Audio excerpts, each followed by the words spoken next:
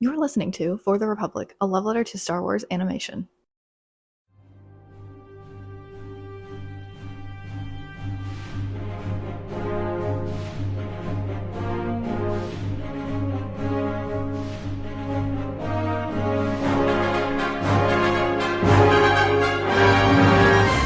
Hello there. Hello, everyone, and welcome back to For the Republic, a love letter to Star Wars animation. We are here for our coverage of the Maul Shadow Lord Season 1 finale. We are here to talk about Chapter 9, Strange Allies, and Chapter 10, The Dark Lord. It's not called finale after all. They saved the title for a reason. Andrew and Conor back here again, and we are joined once again. Mads is here to talk Maul with us. How are you doing? Hello, I'm doing good. It's great. There's so much going on with Star Wars right now between Maul and May the 4th and trauma with celebration tickets, but that's okay.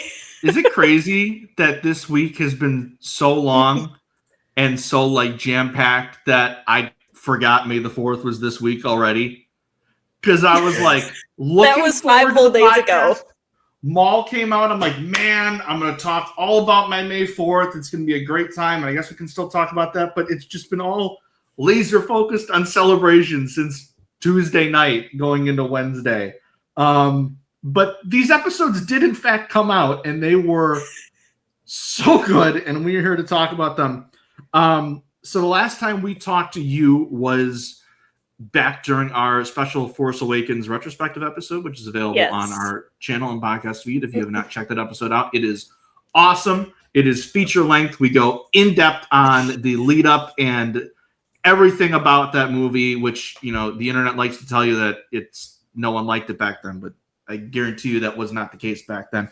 But this entire series has come out since the last time you've been on. So just obviously we'll talk about these final episodes, but what were your overall thoughts on the show leading up to these last 2 episodes? Well, first, so good. I feel like this might be wrong, but I feel like this is the highest rated, for sure, Star Wars animation, if not Star Wars show ever, right? Like it's 100% on Rotten Tomatoes. Yeah. So, and I feel like that's completely justified. I really liked how, and not that I dislike when Star Wars TV shows do this, but I really liked how we were in one city, one planet the entire time, and it was a very character-driven series rather than, you know, like in Mandalorian, we have the okay, we're on this planet this day, and then we are oh, we're going to talk to this person, and then we're going to go to this planet, or even Clone Wars, where it's you're on a planet for maybe 3 or 4 episodes, and then that story ends, and you know, we're onto something else. I really liked that we had 10 whole episodes focused on Maul and Devon and Lawson and then all these other characters, you know, related to them in very different ways. So overall, loved that and how we could dive into all these characters. And I mean, the last few episodes just really blew it out of the water. It was good before, and then episodes 9 and 10, I was like, holy shit, this is amazing. The recurring theme for me every week was coming on and being yeah, no, these were great. I don't know how they can top it. And then the next week being guys, guess what? Oh my God. They topped it. And I was okay, it continued week by week by week. And it happened again here. That ending of episode 9. I fully knew it was coming. Yeah. I don't care. It still was it was so good. Oh my God, I'm literally jumping out of my seat right now. I'm not going to lie. When that ending happened in the 9th episode and the Root cast was something or someone is out there, my dumbass was who the hell could it be? Thinking it would be Vader. And then I heard the breathing and I was oh shit, okay. It's Quizzy. We're going. That's what I don't. Yeah. Well, that would be so funny if it was, dude. Straight up, if it was just for the fucking Grand Inquisitor. Because I was here thinking, oh man, they're not gonna have time for Vader just because of all the stuff they still had to wrap up. I'm oh, maybe he'll be the very last second tease at the end of the finale. Nope. He is the big bad of the last episode. And he doesn't utter a single word. Good. I love it. So good. I love it. I think I think it's very clearly because sadly James Earl Jones is no longer with us, and I think they're still trying to figure out what to do with the Vader voice, because I think they saw that, as much as we're fans of the Kenobi series here, the AI Vader voice just wasn't it, and I think they realized that.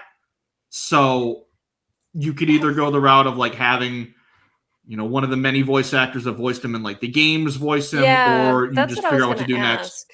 Because we've had moments where it hasn't been James Earl Jones, correct? Like, and they've used a voice modulator, correct? Yeah, Scott Lawrence, I believe, voices him in a lot of the games. I know he voiced him in.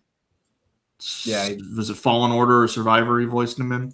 Probably both. I know Fallen Order for sure. I would guess Survivor as well. And I think he voiced him in Force Unleashed too. Reminded me. Oh, gotcha. You just reminded me, Andrew. I'm sure you guys saw this online, but there was that like really stupid, obviously fake, like fan-made, like Lucasfilm May 4th announcement. Oh, the Tales of Luke Skywalker.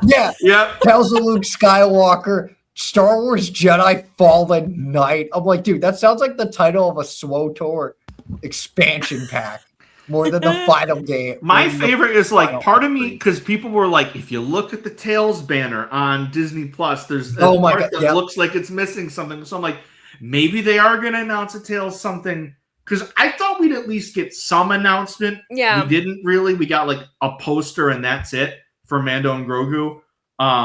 And a really nice May the 4th video. They always do something great for that every year. Yeah. But I thought we'd at least get something. Like, I thought a given was the Ahsoka Season 2 trailer. I guess they didn't want to take away from Maul, which I actually kind of like, because I feel like a problem that all of these franchises have really is overshadowing the current project with something bigger coming out like almost immediately afterwards. Yeah. My least favorite example is when they had Mando Season 3 air at the same time as the second half of Bad Batch Season 2. Yep. And I think they realized that, and they're not going to make that same mistake again, because it overshadowed the entirety of that second season. And that second season is incredible for the Bad Batch. Finish the third season. Now, just imagine hosting a podcast and having to do 2 recap episodes per week. That was fun, and I'm glad we hopefully never have to do that again. But that was like, it was taking away excitement from something. So I can see them being like, we got Mando and Grogu coming out in 3 weeks. Maul finale is tonight. Maybe don't want to take away the excitement for Ahsoka Season 3. So I understand that, but it's like it's May the 4th, and we know it's coming. So like, maybe a little something would have been cool, like an image or something. Like something would have been cool. Like my theory that we're going to get a Star Wars Starfighter teaser during Mando and Grogu, like showing with. That's my big brain theory right now. But some people were like, oh, we're going to get a Starfighter trailer on May the 4th. I'm like, no, we're not. Mando and Grogu even comes out? Absolutely not. We're not getting, like, I know it's shot. I know it's like shot already, but like there's no chance they were going to do that. But yeah, no, I was going back to the Tales of Luke Skywalker thing. The thing I was going to say is like, I love all of these leaks where it's just like a picture of a PowerPoint presentation and like a boardroom meeting. I'm like, you really think and then like have that? And here's the thing. It has like the Lucasfilm like logo at the top. Itinerary, and it's like Ahsoka Season 2 trailer, Star Wars Jedi Fallen Knight cinematic trailer or whatever. I'm like, that's obviously fake. And then it was like Tales of Luke Skywalker. And then like in front of the image in gray, confidential, do not leak. And that was my thing I was going to point out. As I was like, you don't take a picture of the screen and then put the watermark over the shitty obviously image of a computer monitor. Like, what are? Oh my god! Also, why are they doing it like itinerary? Like they were hosting like a live stream of like reveals. Like it's not a freaking Nintendo Direct, guys. Like, what are we doing here? This isn't like the game showcase or whatever. But what the? Also, there's a cursor still in the middle of the image. There is like a little line, like a type.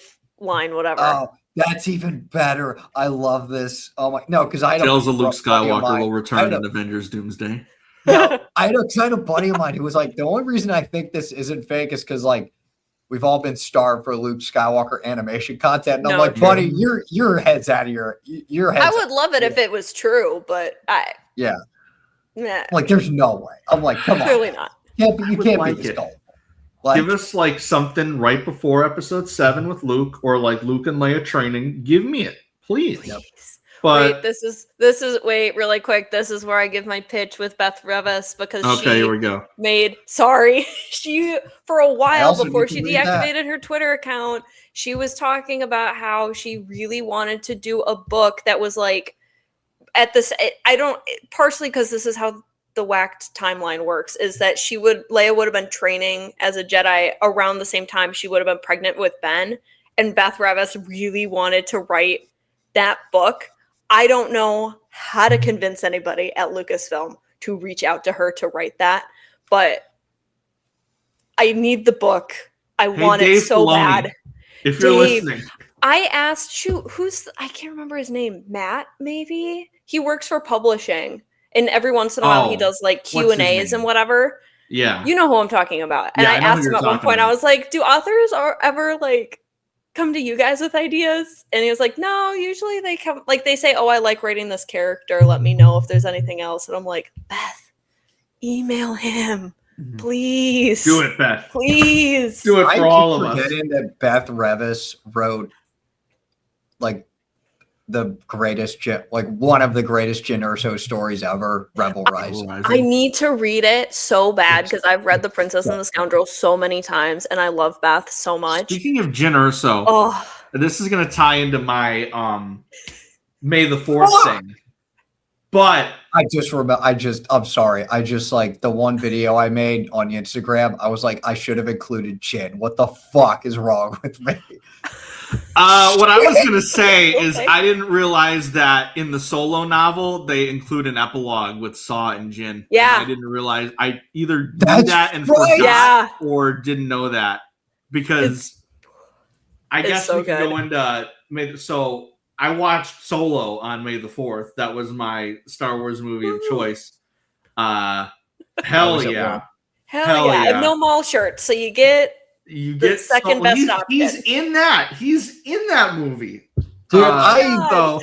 I think I've talked about it. I got spoiled on Maul's reveal in Solo, and I did too. I've talked about it many a time. I'm still mad. Thank you, clickbait articles in the movie theater. Yep. I For love me, it you was so I much. just accidentally scrolled Facebook. No. Mhm. I looked up Come to on. buy tickets for Solo and like the Variety article popped up and it said, how is this character alive? And I was like, okay, so it's clearly Maul because Yeah, Who it's like, of else course. Who the fuck died. else? Ooh, Which this fan- character yeah, with mine a was- lightsaber or something I've- like that. And I've I was What told like, this was oh. story Jyn in before. Solo?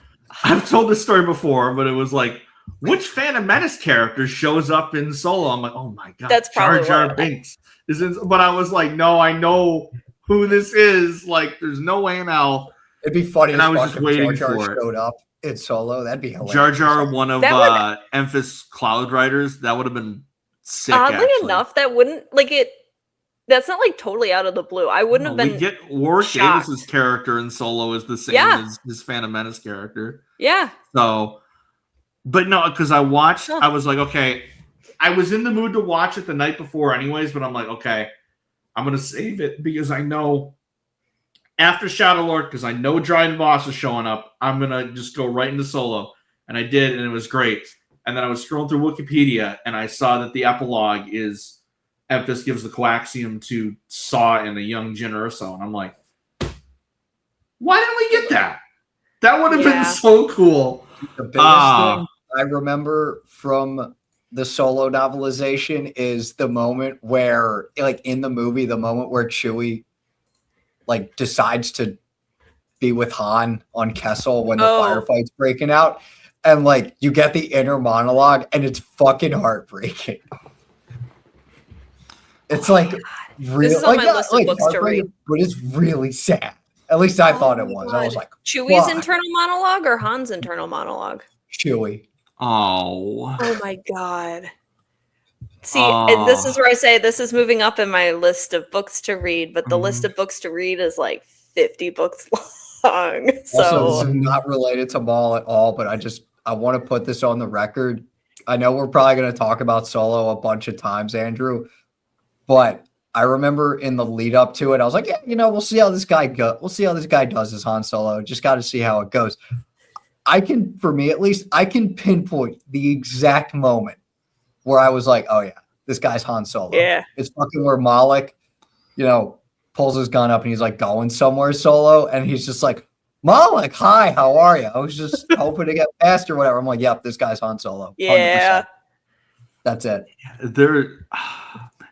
One of my favorite scenes in the whole movie is right at like as they're just joined up with Beckett's crew, and Han's in the shower. Tree walks in. It's like, couldn't have done oh my god! First Star Wars shower scene. Oh, Han dude, and I Chewbacca. don't even want to think about the fan fiction that scene has produced. Probably. No. Yeah. Like, So anyways, I just thought about it. Like, did anyone have any fun May the 4th plans before I ran about Celebration? Wait, can we go back to Alden for 2 seconds? He was let's go back nominated to for a Alden. Tony this week. He was nominated for a Tony this week our for king. in his play. He's in a play, Becky Shaw, so he was nominated for a Oh, hell Tony yeah. this week. Go Alden. Anyways, Hell now we yeah. can talk about May the 4th. So I just worked, and I was gonna read more of Eye of Darkness, but I came home and was really tired. And I went and I slept for like 2 hours. Nice. I just remembered my story that was going to be my big rant for the week, and then Celebration happened, and I almost wasn't going to tell it, but I can tell it anyways. Someone tried mansplaining Star Wars to me at work on May the 4th, and I got really Oh God, no. Yes. Oh, I can't wait to hear this. So some guy comes in. So at my station, at my desk, I have this little like Black Spire Outpost Millennium Falcon thing that they sell at Galaxy's Edge. I have that. I have this little like Grogu figure pin statue thing that my sister got me for my birthday. And I have the daily calendar. So I have that all like just on my desk. Just like gotta have a little representation. Guy comes up there, he sees my little Grogu thing. It's like, oh, you're a Star Wars guy? I was like, yeah. He's like, oh, who's your favorite character? And I'm like, it's definitely Obi-Wan. It's like, really? Like, of all the characters? It's not like, I thought it would be like Yoda or the swamp monster that tried to attack C-3PO. I'm like, dude, you really didn't just do your favorite character is Obi-Wan and not Glup Shido number 185 from the Cantina.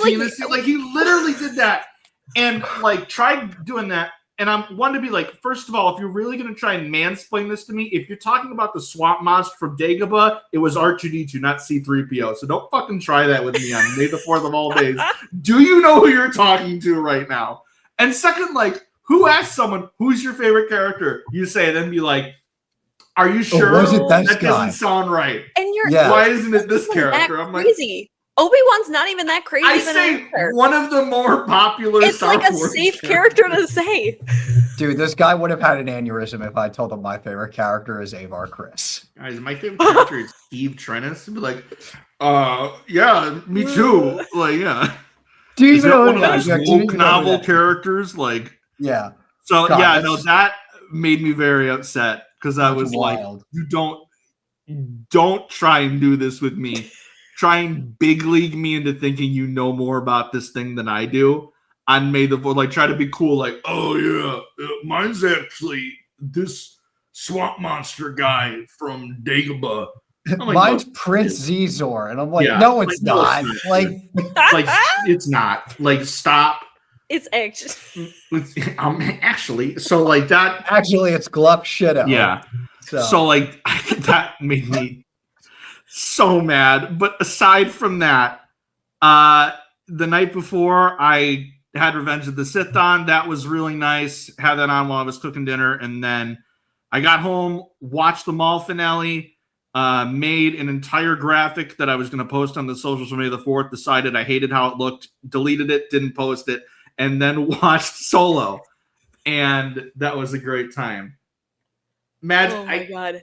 think I remember what you did because I remember Yeah. seeing something. But so I'm lucky and I live in Orlando, so I went over to Galaxy's Edge for May the 4th. My mom was in town for like the past 10 days, and that was her last day while she was here. So I was like, okay, well, we're gonna go. So have fun. And she actually enjoyed herself. She only really likes Star Wars because I wouldn't shut up about it for like the 10 years when I was living at home with my parents. But no, we had a great time. It was really fun to see everybody basically cosplays. Usually they don't allow costumes at the Disney parks, but on May 4th they kind of turn the other way and are like, whatever. So lots of lightsabers, lots of costumes. A ton of people were out in front of the Millennium Falcon.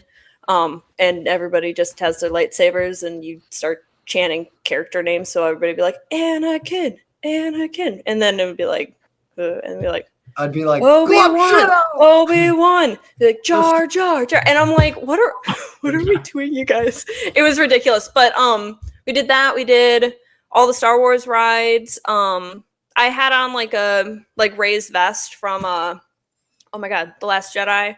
Not like a full costume. I wore shorts because it is Orlando in May. yeah. But yeah, I mean, I say uneventful, but like it was pretty eventful because there was like a million people at Hollywood Studios. So, and then I went and saw Fantasmic afterwards. So I was like, this is great. Oh, if you're going to Hollywood Studios, you have to. It was so good. And it was like the late show too, because they had a 9 o'clock and a 10:30. So my mom and I went to the 10:30, and it felt like a private showing because like nobody was there. Because I don't know if they actually did it this year, but we went at 10:30 when we went in October, and it was packed. Oh, really? But the first time we went was July of 24. Yeah. Never doing Orlando in July ever again. That was Heat Stroke City. It was terrible. We went, and Fantasmic was ready, and they got 10 minutes into it and canceled it due to a lightning scare. Yeah. So that was terrible. But last year, because both times I've been to Galaxy's Edge, I know you can't typically like dress up, but I've like seen like kids dressed as Rey, and it makes me very happy. Oh my god, that's my favorite thing. I thought she sucked though. Yeah, that's nobody likes her. Someone told Nobody me that likes no her. one dresses up as these characters, and that's why these characters don't have any connection. I make a point every time I'm over there. Decanonized. Crazy. What the fuck? Oh my god! Yeah, who thought on May the 4th of all days? Rumor Disney retconning the sequel trilogy. I'm like, great. Really? And then it gained traction. I'm like, you're not. Do you see who the source is? Honestly, you're not doing this right now. I feel like they're just doing it for the love of the game at this point, and to a certain extent, they can get clicks. I gotta respect it. They can't do the Kathleen Kennedy step down story every 2 months anymore, so they got to do their other rage bait thing. Which she was just at a Mando and Grogu thing in London, I think. Kathy. Yeah, I was like, great. Was at Good for her. Because I know all those creators got to like tour the like prop department for the movie. Yeah, I think she was at that too. Oh, cool. She's still doing some promo for stuff, and I know she's still an executive producer on that and Starfighter, so she's not like so she'll be around. Yeah, I'm sure she'll be at Celebration next year too. Yeah. But the cool thing is we weren't at Hollywood Studios last year, but we did go during the Halloween party, which was really fun. That was really fun. Getting to see all the different costumes and like the different ones. There were some questionable ones that I can say off the record that certain people shouldn't be wearing. I will just leave it at that. But it's Orlando, so what do you expect?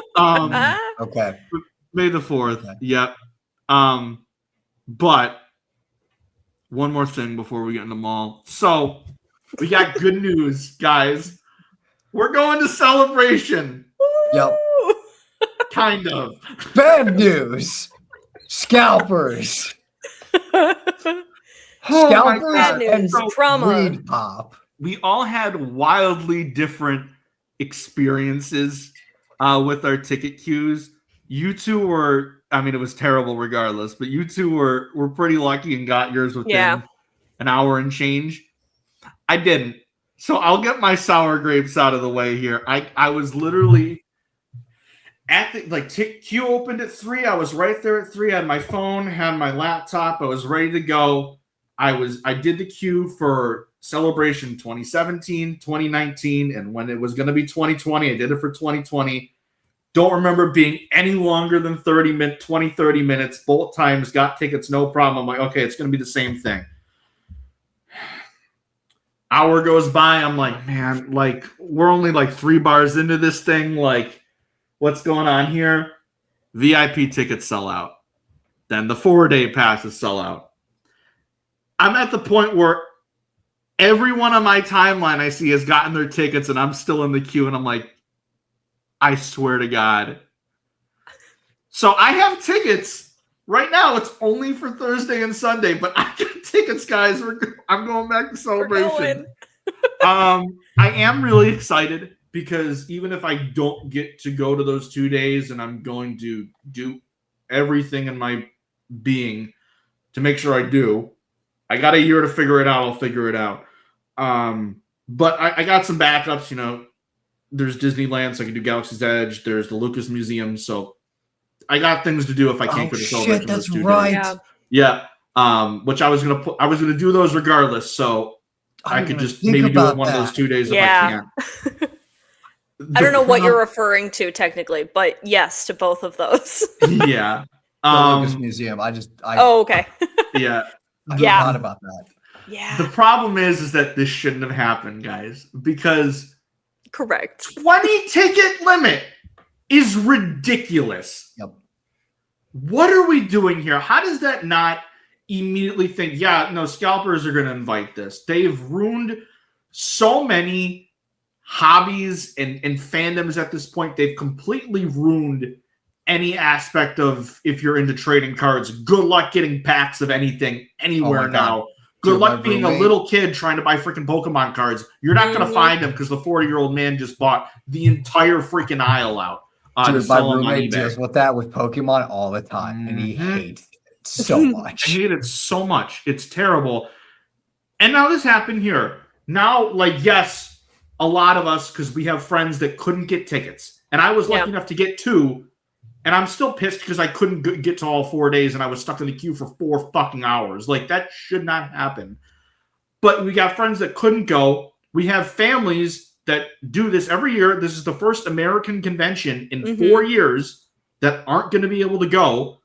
Normally, it wouldn't be, if I remember correctly, the VIPs usually sell it immediately. The 4 days are usually gone by the end of the first day. But normally, you'll at least get a couple of the days still available into the week. Everything was sold out by like 8 o'clock. Like, yeah, absurd. Come on, guys. But yeah, no, Nightmare. It was not a fun time being in that queue. Literally sitting here, not being able to do anything because I'm worried if I leave for 5 minutes or 2 minutes or 30 seconds or anything, I'm immediately going to be like in the room and miss out on getting my tickets. Yeah. So obviously, mine was a bit different than the 2 of yours, but I know we all didn't have the best experience. So what's our thoughts on all this crap right now? Well, I mean, this is so yeah, for me at least, this is my first ever celebration. Mm-hmm. And I had it on my phone, laptop, same thing like you guys. And it took me about an hour and some change to get in, like, fully into the queue and get my tickets. And I was able to snag all 4 days, not a 4-day pass, but like individual day passes. So that was good, but I definitely felt a little rushed at that point because it was like, oh yeah, you have 15 minutes to complete your order. And I'm like, do I though? See, I didn't even think of reaching out to anyone and being like, hey, if you get into the queue before I do, can you snag me one? I'll pay you back immediately. Because I just never had to do that prior. And again, I'm lucky in the fact that I've been to 2 celebrations before.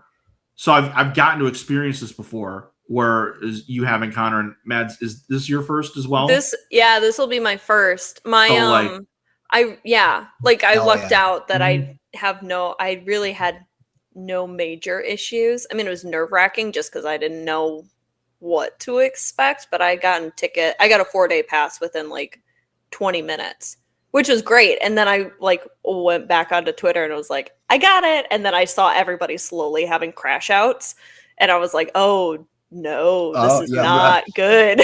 I remember you messaged me like, "Are you kidding me right now?" When I said I was still in the queue at like 7. I was like, "Are you saying?" Yeah, well, because I then was back at Hollywood Studios on May 6th after the tickets were on sale, and I remember you had messaged me like I was at work, got the tickets, I was like back working by like I don't know 3:30 or something like that, and then I like as I was leaving, I saw that you had sent me a message, and you were like, I'm still in the queue. And I was like, it's been 2 hours. What are you talking about? And then I had fully gone home, eaten dinner, gone to Hollywood Studios, and I'd been hanging out with my friends for another like 30 minutes there. And you finally were like, I got them. I was like, it's 7:30. What the hell? Yeah. Like I've like been living my life for you got 4 hours now. Rise of the Resistance ride in, and I'm still. Literally, I was like, what is happening? I said before this, in the time I was waiting, I could have watched the extended edition of Return of the King and still had time to spare. Yep. I could have waited in the ride queue and rode Rise of the Resistance probably like 3 times. I was saying multiple times. To get my Ironically, ticket. It was like 60 minutes. I didn't ride it, but we were going to walk over there. It said 35. We walked over. It was 50. And I was like, oh, okay. So yeah, like literally you could have ridden it and waited in line. Standby 3 separate times. Just wild. And no one Great should experience. have to experience this. Like, no, we're not about to get the Ticketmasterification of Star Wars Celebration. Like, this just isn't a thing. And I get it. The demand is high. Like I said, it's the first celebration in the States in 4 years.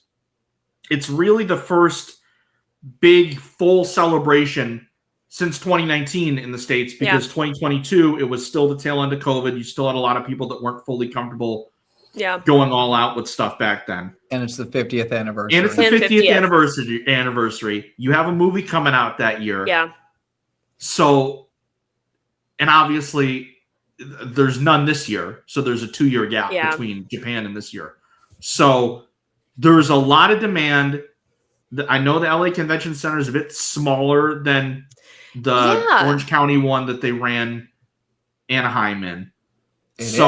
Which that's surprising, because I thought they had changed it so it was larger. Like that was my assumption. I didn't actually look into it, but then someone said that it was smaller, and I was like, why would they do that? Yeah, I mean, there's a lot of reasons why Reed Pop sucks. I've known this since 2017. It's no secret that they suck.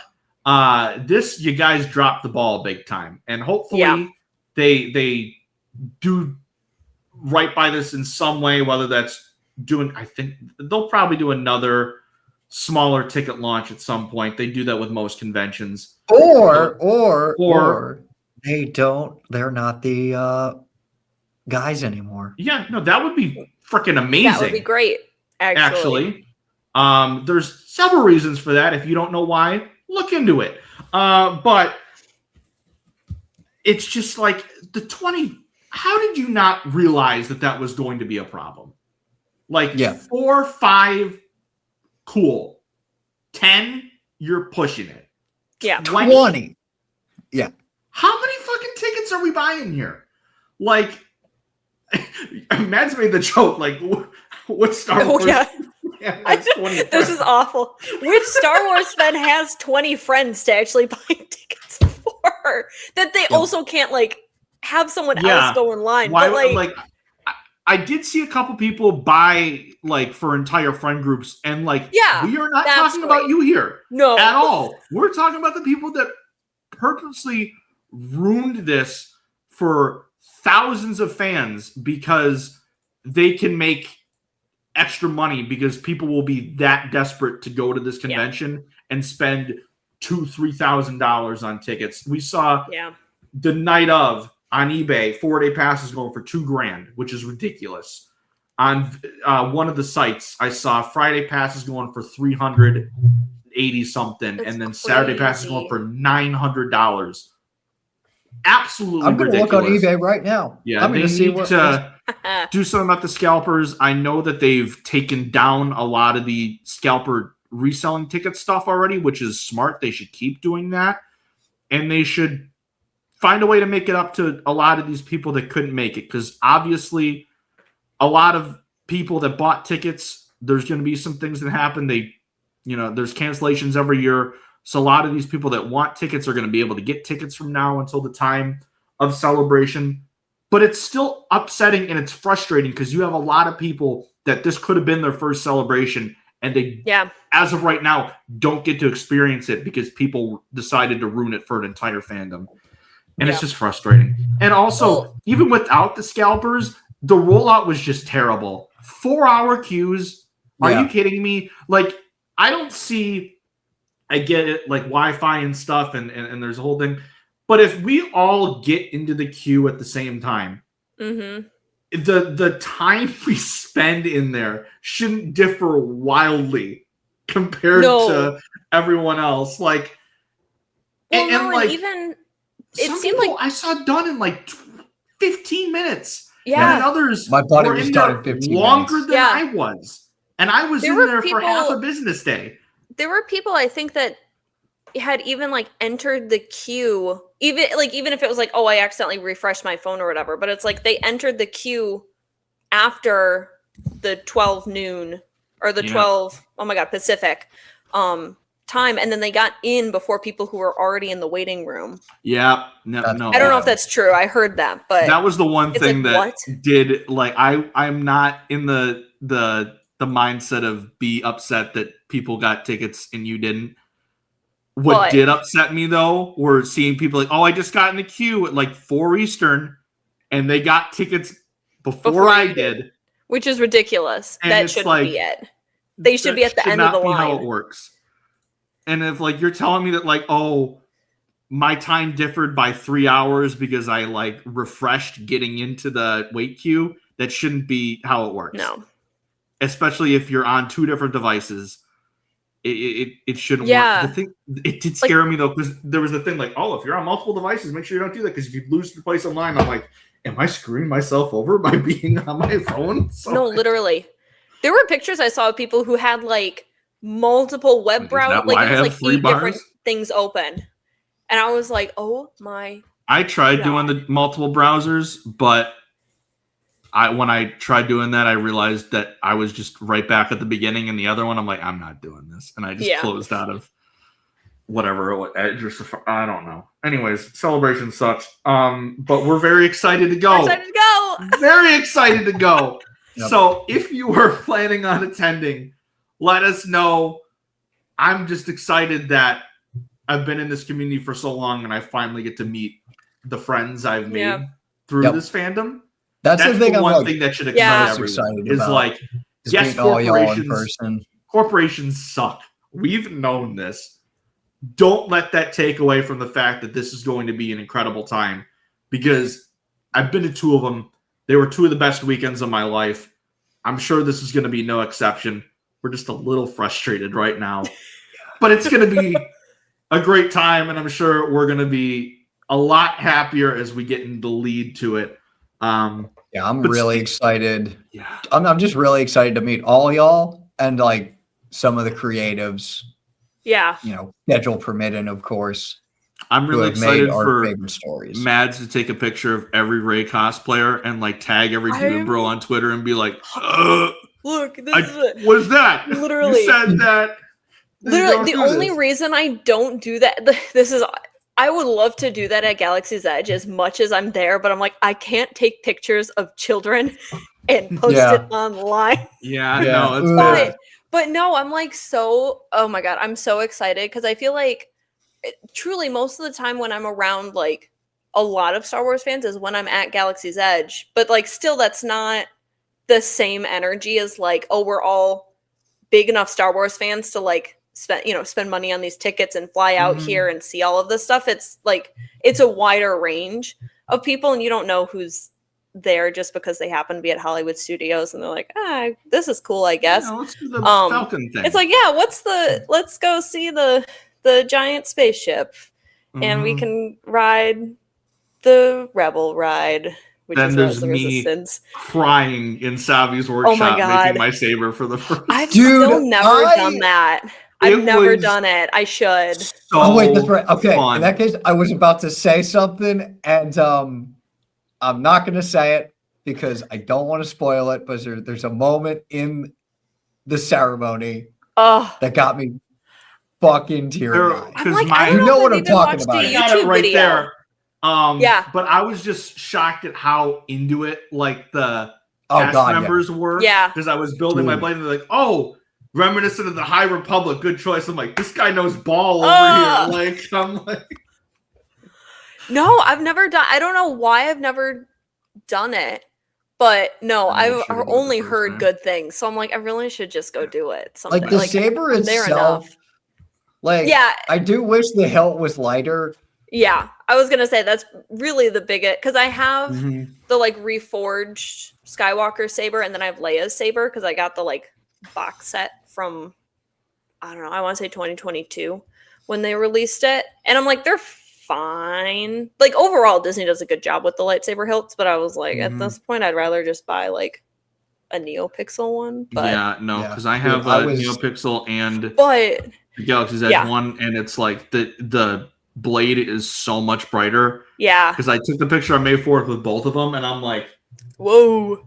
Yeah, the concept of charging that thing again after months, I was like, oh, I don't like this. Like, I hold it for 5 minutes, it dies on me. I'm like, shit. Celebration's a different beast. Story, I'm sure. It's so fun. And I think both times, definitely Orlando, there was a whole like meetup of Rey cosplayers. So there's more of them. Is that the one where they all did this? I've seen the video of where everybody did the like snaps, and they had like, it was probably closer to 30, but I'm imagining like 50. TLJ. Oh, really? When I went to 17. Oh, yeah, that would have been 2017. So I wasn't there for the snap one. I think that might have been Anaheim. But there was a Jin like group and a Rey group. I still have the picture. Oh my god, I just remembered. That's amazing. Dude, it's celebration. The little girl dressed as Jin giving the Death Star plans to every Leia cosplayer. Oh my god. I was at that one. I love No. We're gonna get to see the running of the hoods. Oh my god. That's always like my favorite thing when they have them come on the like live stream stage or whatever. Oh my god. Okay, sorry. Oh my god. I'm so I like just remembered it too. I was like, edge. Oh my god. I remember first year I saw a droid parade. I lost. I was like, this is the coolest freaking thing. My god. I'm so back then when I went, it was when they actually were cool and they streamed the panels for like on the show floor for people that couldn't get in. So they'd have the Star Wars show stage, and then they'd have like on a big screen all the big panels. And apparently they don't do that anymore. But Reed Pop, fix it. Fuck us, I guess. Yeah, I guess so. I'm gonna apologize because Marion has now woken up. She's very excited about the running of the hoods. Oh my god! I just say hello. I'm so excited to meet. I'm just so excited to meet everybody. But if there's one person in particular, it's got to be Christina Ariel. Because like, dude, High Republic. Oh my god. Yeah. Insane. Shout out High Republic show. So, dude, my goat. I mess Marion with is every really excited to talk about. Andy and Anthony were there. They've hosted the past few years, right? They were there in Japan. Yeah. Because they did Rebels Recon. Like, I know Christina, but like Andy and Anthony. The Star Wars show. Those were good days. Dude, I remember we used to be a proper country. We used to be a proper country. Dude, I remember Jake met Andy, I guess, on the show floor in 2019. And I'm like, what the fuck, dude? I'm so jealous. What? Yeah, we were both in the same panel and didn't realize it until after we met. Like, hey, I was at this. I'm like, yeah, I was at this. I'm like, we were a year off. But anyways, I think now we can segue into 47 minutes in. I was gonna say we're almost. It's it's been a busy week, guys. There's been a lot happening. But of course, we talk about these episodes, and we start with a thing that I've been so hyped about for weeks. Connor, what have I been saying the last several weeks, or really the last 6 years, that they have a character model made for Dryden Voss. Yeah, he was in Clone Wars season 7, and it's He's like, gotta when are we be in gonna the show. see him? Here's what I don't get: it's a different model. where the hell was Paul? Where the hell was Paul Bettany? I know. The voice, the cadence was. I know. spot Like, on, was there, but the voice was not great. It was a little weird. It was weird. I didn't like. I was like was so excited for him to talk, and he gets. I'm like, oh, it's gonna be Paul Bettany's, but Yeah, and, like no shade, because it's like, dude, Paul Bettany's done animation This is before. nothing new for Star Wars animation. Obviously, so many different characters have voiced pre-established characters before. I guess it's like scheduling or something, but and still, they've been like, great. Scott White is his name. I believe this is his first Star Wars credit. I'm scrolling through Wikipedia right now. Looks like he does decent amount of voice buddy, acting. I'm sorry, man. Why'd you have to do this? I'm just kidding. He was but, in like, the He's Old the Republic. Grinch. He's the Grinch. In the Lego Avengers Holiday Special. Okay. I was like, the Grinch? No. Jim Carrey voice. Sorry. Wait. Jim Carrey in Star Wars? He's not in Lego Skywalker Saga. Oh, okay. Oh, I thought you were saying no, Jim Carrey voiced a character in Maul. He was in He's the in Star Lego Wars Star Wars episode of That 70s Show. If that counts. Yeah, As who? That's what it says here. What? He was a the Lego Star Wars episode of That 70s No, there was a Star Wars episode of That 70s Show. I thought you said I Lego think Star he's Wars. like and I'm the like, that's wild. Boyfriend of the week that Eric fights in that episode. I think that's him. Oh my god! I went through a very bad phase with that show in the 2010s, guys. I love that show. I don't know if that's what you were referring to. That's what I'm referring to. Yeah. Oh, okay. I was like, are you referring to it was a good thing in a bad time, or are you referring that it was a bad thing? It was a good thing in a bad time. Okay. He was additional voices in Tales of Galaxy's Edge, the VR thing. Oh, really? Okay. He was in Lego Star Wars: The Skywalker Saga, but he was like the Wampa, Dio, and shoot, no, I just lost it.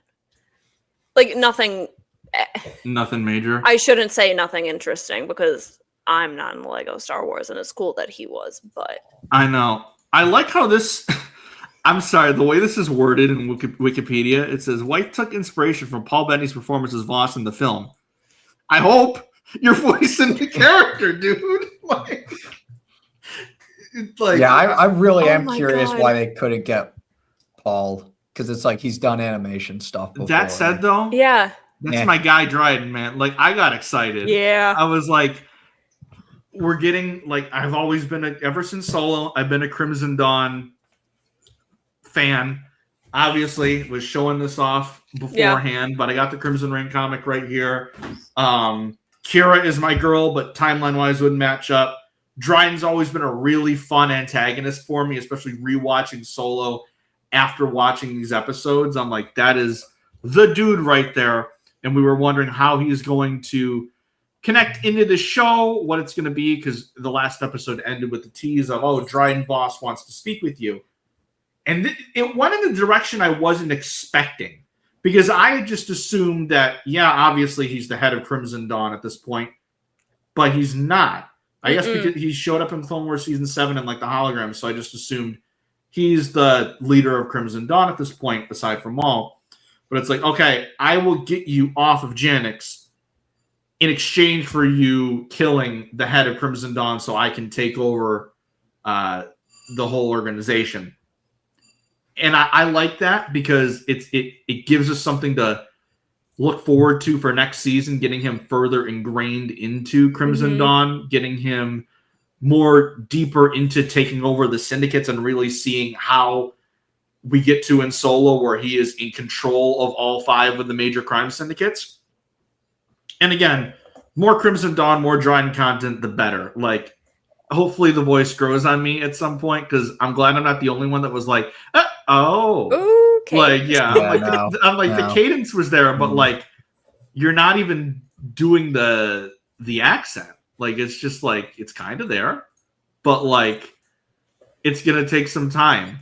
It's like when they was it Resistance that had Hux, and it wasn't Donald Gleason, and I'm like, almost. We're almost there. So close. But I like, again, like, it's when we've seen newer characters be voiced by their character, like Helen Sadler, who voices Rey in the Lego specials, does a great job. Yeah, she is great. So I'm not saying that it's different because these are newer characters, and then like Clone Wars and Rebels, when we see legacy characters voiced by different voice actors, it's like characters we already have known and gotten used to, and this is like a whole new era. So it's like, this is the first time we're hearing them voiced by someone else, so it's a bit different. It's just like, I'm gonna need some time. Completely random. I cannot remember what iteration of Leia. That is one of the themes of this podcast, actually, is I just remembered something completely random. Like, no, but like, I just remembered. I can't remember if it was like, oh my God, what iteration? I think it must have been, was it Leia? I can't remember. I think it was Leia. I can't remember in like what iteration of animation. Like, I don't know if it was the Lego or like Forces of Destiny, but I could have, but I'm pretty sure I remember there was some like Leia voice actress who like everyone was like, oh yeah, she's doing a pretty good job. And then she went on some like the actress or the voice actress herself went on some like batshit crazy. It was Resistance, because they had cast someone as Leia, and before her episodes came out, I believe, or maybe the pilot had come out and that was it, she went on like some racist Twitter rant. Oh God! And got immedately recast. Oh wow! So I didn't hear this. Yeah, that was 2018. This happened. I was hoping it wasn't. Is it Shelby? It's not. It was not Shelby Young. No. I was like, she seems lovely. I hope it's not Shelby. I believe it's the first. I think it was the only time that voice actress had ever like worked as voiced the character, because it was older Leia, so it was a different voice. Yeah. And they were like, nope, we're gonna immediately redub you because this is an animated show. We can do that. So like, yeah, no, that you forgot about that. You brought that back into my mind. That. So hopefully, Dryden's new voice actor isn't gonna do that. Gonna go on any social media rants. But we then get to like what's the cause of what's going to be the main focus of these episodes, which is our heroes are hiding out after the events of last episode. They're like kind of moving from place to place, and Devon gets a vision of this one spot in a dream, very clearly centered by Maul. I thought this was really cool that like he was like reaching out in the Force, like going into her mind and like sending this message to her, and her having to be like to Daki, just like, yeah, it was a dream. Someone sent it to me, but I don't know how. I just know it. Like, still having to hide that. And there was a really great moment, like as they're like walking, where she's like, "Oh, I haven't been fully honest with you about my connection with Maul. Like when we were on that train, like I was saved by Maul," and like having to have that like back and forth between, do you go with what your master has always taught you? Do you go with his teachings, or do you go with this new ally who is not to be fully trusted, but he definitely has got his hooks into her? And it's very, very apparent by the end of this episode. The constant, I loved how these characters work together. It was so fun getting to see the two different groups, like our good guys and our bad guys, work together and like actually work together fairly well. Like I was just shocked, like, oh, like Vario's just like a part of the squad now. Like it just like worked. I'm like, oh man, like it feels like they've been working together like the whole season. And like you keep thinking that Maul is gonna turn on Daki because he has that moment like, oh, should we kill him? It's like, no, not yet. Yeah. But like they work together until like the very end when his fear gets the best of him. against Vader. But I actually like it's the pairing I didn't know I needed, but like Devon, Daki, and Maul working together was actually pretty sick. Yep. Yeah. Agreed. So cool. But again, I guess you're like getting to see this huge group. Did you have any highlights of your favorite dynamics or things you weren't expecting? Like this portion of the episode, what were your thoughts on those? I don't know. Yeah, I'm kind of How do I use words? Yeah, it's like for me, it's just I thought it was interesting. I thought it, like Mad said, I thought it just landed pretty well. It was pretty cool seeing them work together and like still like work together, but you still have those like moments of like, he's gonna double cross us, right? Like those little moments there. So no, I thought it was cool. Yeah. No. Well, and not to bring up the obvious that Vader was obviously there, but it was interesting because they've kind of been fighting against each other this entire time, and you could kind of see that it was eventually leading to we're gonna have to pair up and get out of here together. But then Vader coming in and being like, okay, we have a common enemy now, so we have to work together, even if we don't fundamentally agree about what we're doing and how we're gonna get it done. That it was just an interesting dynamic that all of a sudden, it wasn't just, okay, we have to work together and I know that we're going to double cross each other, but like, it was nice that there was another presence there that we're going to get you off really this planet. Solidified it. We got to work together, got to get away from the Inquisitors. But there were like just little moments like Lawson, like having that spot outside the city for them to meet up and Rick being like, all right, you lead the way there, buddy. Like, I'm not going to. Turn my back to you. But then when the Inquisitors show up and we get that really, really cool fight scene. First of all, that shot of like the three of them fighting the Inquisitors at the same time. So good. So good. So good. But then we start, and this is what I love about this show, is that the stakes are real. Because the only character we know out of this group for certain survives is Maul. We know he lives up until Rebels. Everyone else, for the most part, even Marok and the 11th Brother, because of how they weirdly went out in the first time we see them, is fair game. So, like, when this big battle starts happening as they're trying to get across that, like, acid pool, and we start to see characters go left and right, I'm like, oh my God. Like, we are seeing, I'm like, who is going to make it out? Even characters I thought for sure were going to be saved. They killed Spybots. Yeah, no. Yeah. What the fuck? I was shocked. He's like, Master. I'm like, no. You can't do that to me. Why would you do this? Like, how? Like, that was Maul's, like, little buddy. And they killed him. And then the Mandalorians went. You saw the other Night Pro. I think Icarus is the one that was still alive. He went down in the most badass way, like kept getting shot, but tackled those stormtroopers into the pool. It was like so many cool moments happening here. Dude. And they built tension great. Yep. Rook dying was in episode 9. Right? Not end of. Yeah. That was the end of episode 9. Yep. I was like, I couldn't remember if that was end of episode 8. It's, as we've said, it's been a long week.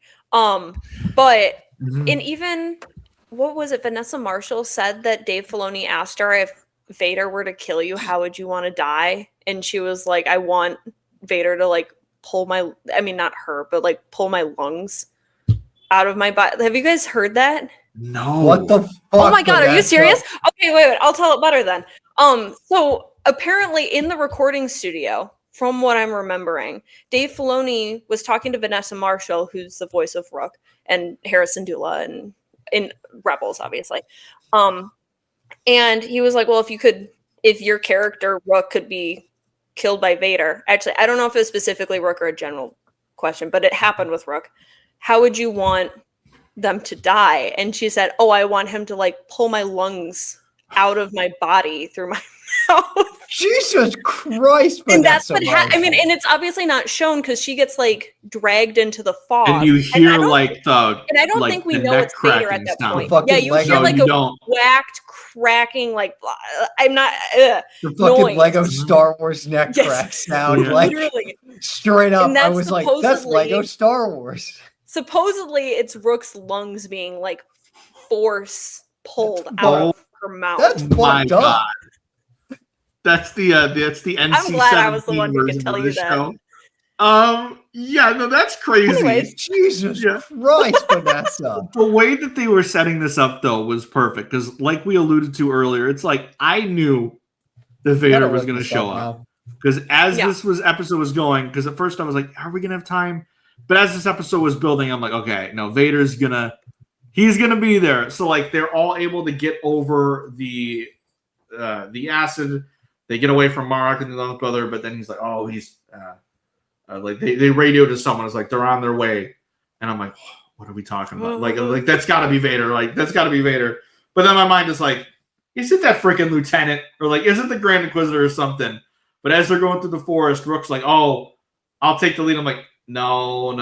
It's like I heard this sound. It's like I'll go explore out and see what it is. I'm like, girl, that's You're it. dead. And then like boom, gone, silence. We're like, what the hell? And then we hear the breathing. And I start literally going like this. Like it's Rogue One all over again. Yeah. And then we see him go up through the mist. Saber ignites. Cut to black. I'm like, oh my fucking God. And they also said that this was a reference to the cover of Splinter in the Mind's Eye, which I think is a great call. So good. For those who don't know, that's the very first Star Wars EU novel written in 1978, I believe. It was supposed to be a sequel to A New Hope if A New Hope failed financially. Thankfully, it written did. by some guy who thought Rey should have been a robot, but we're not gonna get into that one. Bringing that Somehow one I back. forget about that. Literally Probably bringing because that it's one such a back. bad idea that I'm like, oh shit. That is Alan Dean's Foster's legacy. To me. Legacy is Rey's an android. Yeah, like that's his legacy to me. Like it's like, oh yeah, he's not the author of the Splinter of the Mind's Eye. It's like, no, he's like, oh yeah, Rey should be like a robot. Like the fuck, dude. People are mad that Rey's a Palpatine. Imagine if she was actually an android. Imagine the riot. Although maybe people would prefer that. I don't know. He was like, Who the hell that has to explain how she knows all this stuff. Is she's a droid? And I'm like, I think people would be like, no, like I don't want this actually. Like, oh my god, like no, I'm good, thanks. But yeah, I'm not gonna lie. Like I said it earlier in the episode, but for whatever fucking reason, when I heard like the neck crack sound or whatever it was, my dumbass was like, oh, I wonder what that is or who that is. Just not thinking it's Vader. was like, is it a giant like creature or something? Yep. Straight up. That's what I thought. It was a Jurassic monster, all right. But it was good old Vader. And then the title reveal in the next episode, because it was just like when they released the episode titles, it was just Chapter 10 finale. And then on Disney Plus, it was Chapter 10. So I'm like, okay, we're gonna get a title reveal of some kind. And the Dark Lord, I'm like, oh hell yeah! Like it's just that's how you do it, and just immediately, this is like the most threatening thing that we've seen in this entire show. Because obviously we talked about how cool it would be to have Maul and Vader go at it, but we were like, well, obviously Vader's gonna dog walk him. Like we know that. Oh yeah. But the show did a good job at showing how they stayed in the fight. And Maul had a great line as Devon is like fully like consumed by a rage of like, you're not strong enough to beat him, but I can train you and we can get there and then you can have your revenge. I'm like, I really like how that happened. I was fully expecting, Mads, I brought this up to Conor last week. Yeah. I was fully expecting for how many times they teased Maul's like leg getting hit. That he was going to lose that leg in this fight. Fully expecting it. Didn't happen. Him hopping around now with like, which is not, it's not funny, but true. Like every episode. Teased with like Crosshair's hand in Bad Batch season 3. They were teasing that the whole season. Oh, and so I thought, it was going to be the same thing with the leg, but no, they just kept going at it. But like he was like hobbling at points in the second episode. I the 10th episode because like the one thing I remember from Rebels is in season is with the Twilight of the Apprentice episode. Like when I think Darth Vader either shows up or like he's going to show, Maul is fucking petrified. That was going to be my question. I couldn't remember what happened in that episode, but I knew they were both in it. And I was like, because they weren't fighting each other, obviously, but... Yeah, no. Maul was petrified from what I can remember. And I felt like, and I guess this episode sort of starts to lay the groundwork of like, oh yeah, this is why. So I think another really cool thing was another thing I just always assumed about Maul's character was that Vader shows up and Maul does not know who he is. Yeah. Doesn't know what he is. He's like, you're no Inquisitor. Doesn't know that that's Palpatine's new apprentice. Yeah. So we're like, what's the dynamic going to be there? Doesn't know that that's Anakin because we think he has some idea of what's going to happen in Clone Wars Season 7. So, like, the fact that Maul is like, I don't know who this guy is, but he is strong. And he is going to kill all of us if we don't run. Like, that I thought was a really cool twist to just some things that I just always assumed would be the case. Kind of like the Dryden thing from earlier. Like, I just assumed he was running Crimson Dawn. It's like, nope. There's some guy ahead of him still. So, do we know, was it ever confirmed exactly? I know it's taking place like a little bit after the Clone Wars ended, but did we ever get a confirmation on like what year this is? Like Sam Witwer said around a year after the Clone Wars. Oh, okay. So that would be 18 BBY. 18 BBY? Okay. But I don't think it's because I know it was set around that time, but yeah. I don't know if I don't know why that's relevant to what I was thinking. Or after, because it's still TK Troopers. It's not fully Stormtroopers. Yeah. So it's at least at the same time as the Bad Batch season 2 and 3. But I don't know if it's like before like does it or overlap? After. Oh yeah, good point. Like does it overlap? Is it before or after? Just I was just thinking too. Yeah. Because even just thinking of like, because Maul obviously knows, or he's had the vision that Anakin is going to become Palpatine's next apprentice.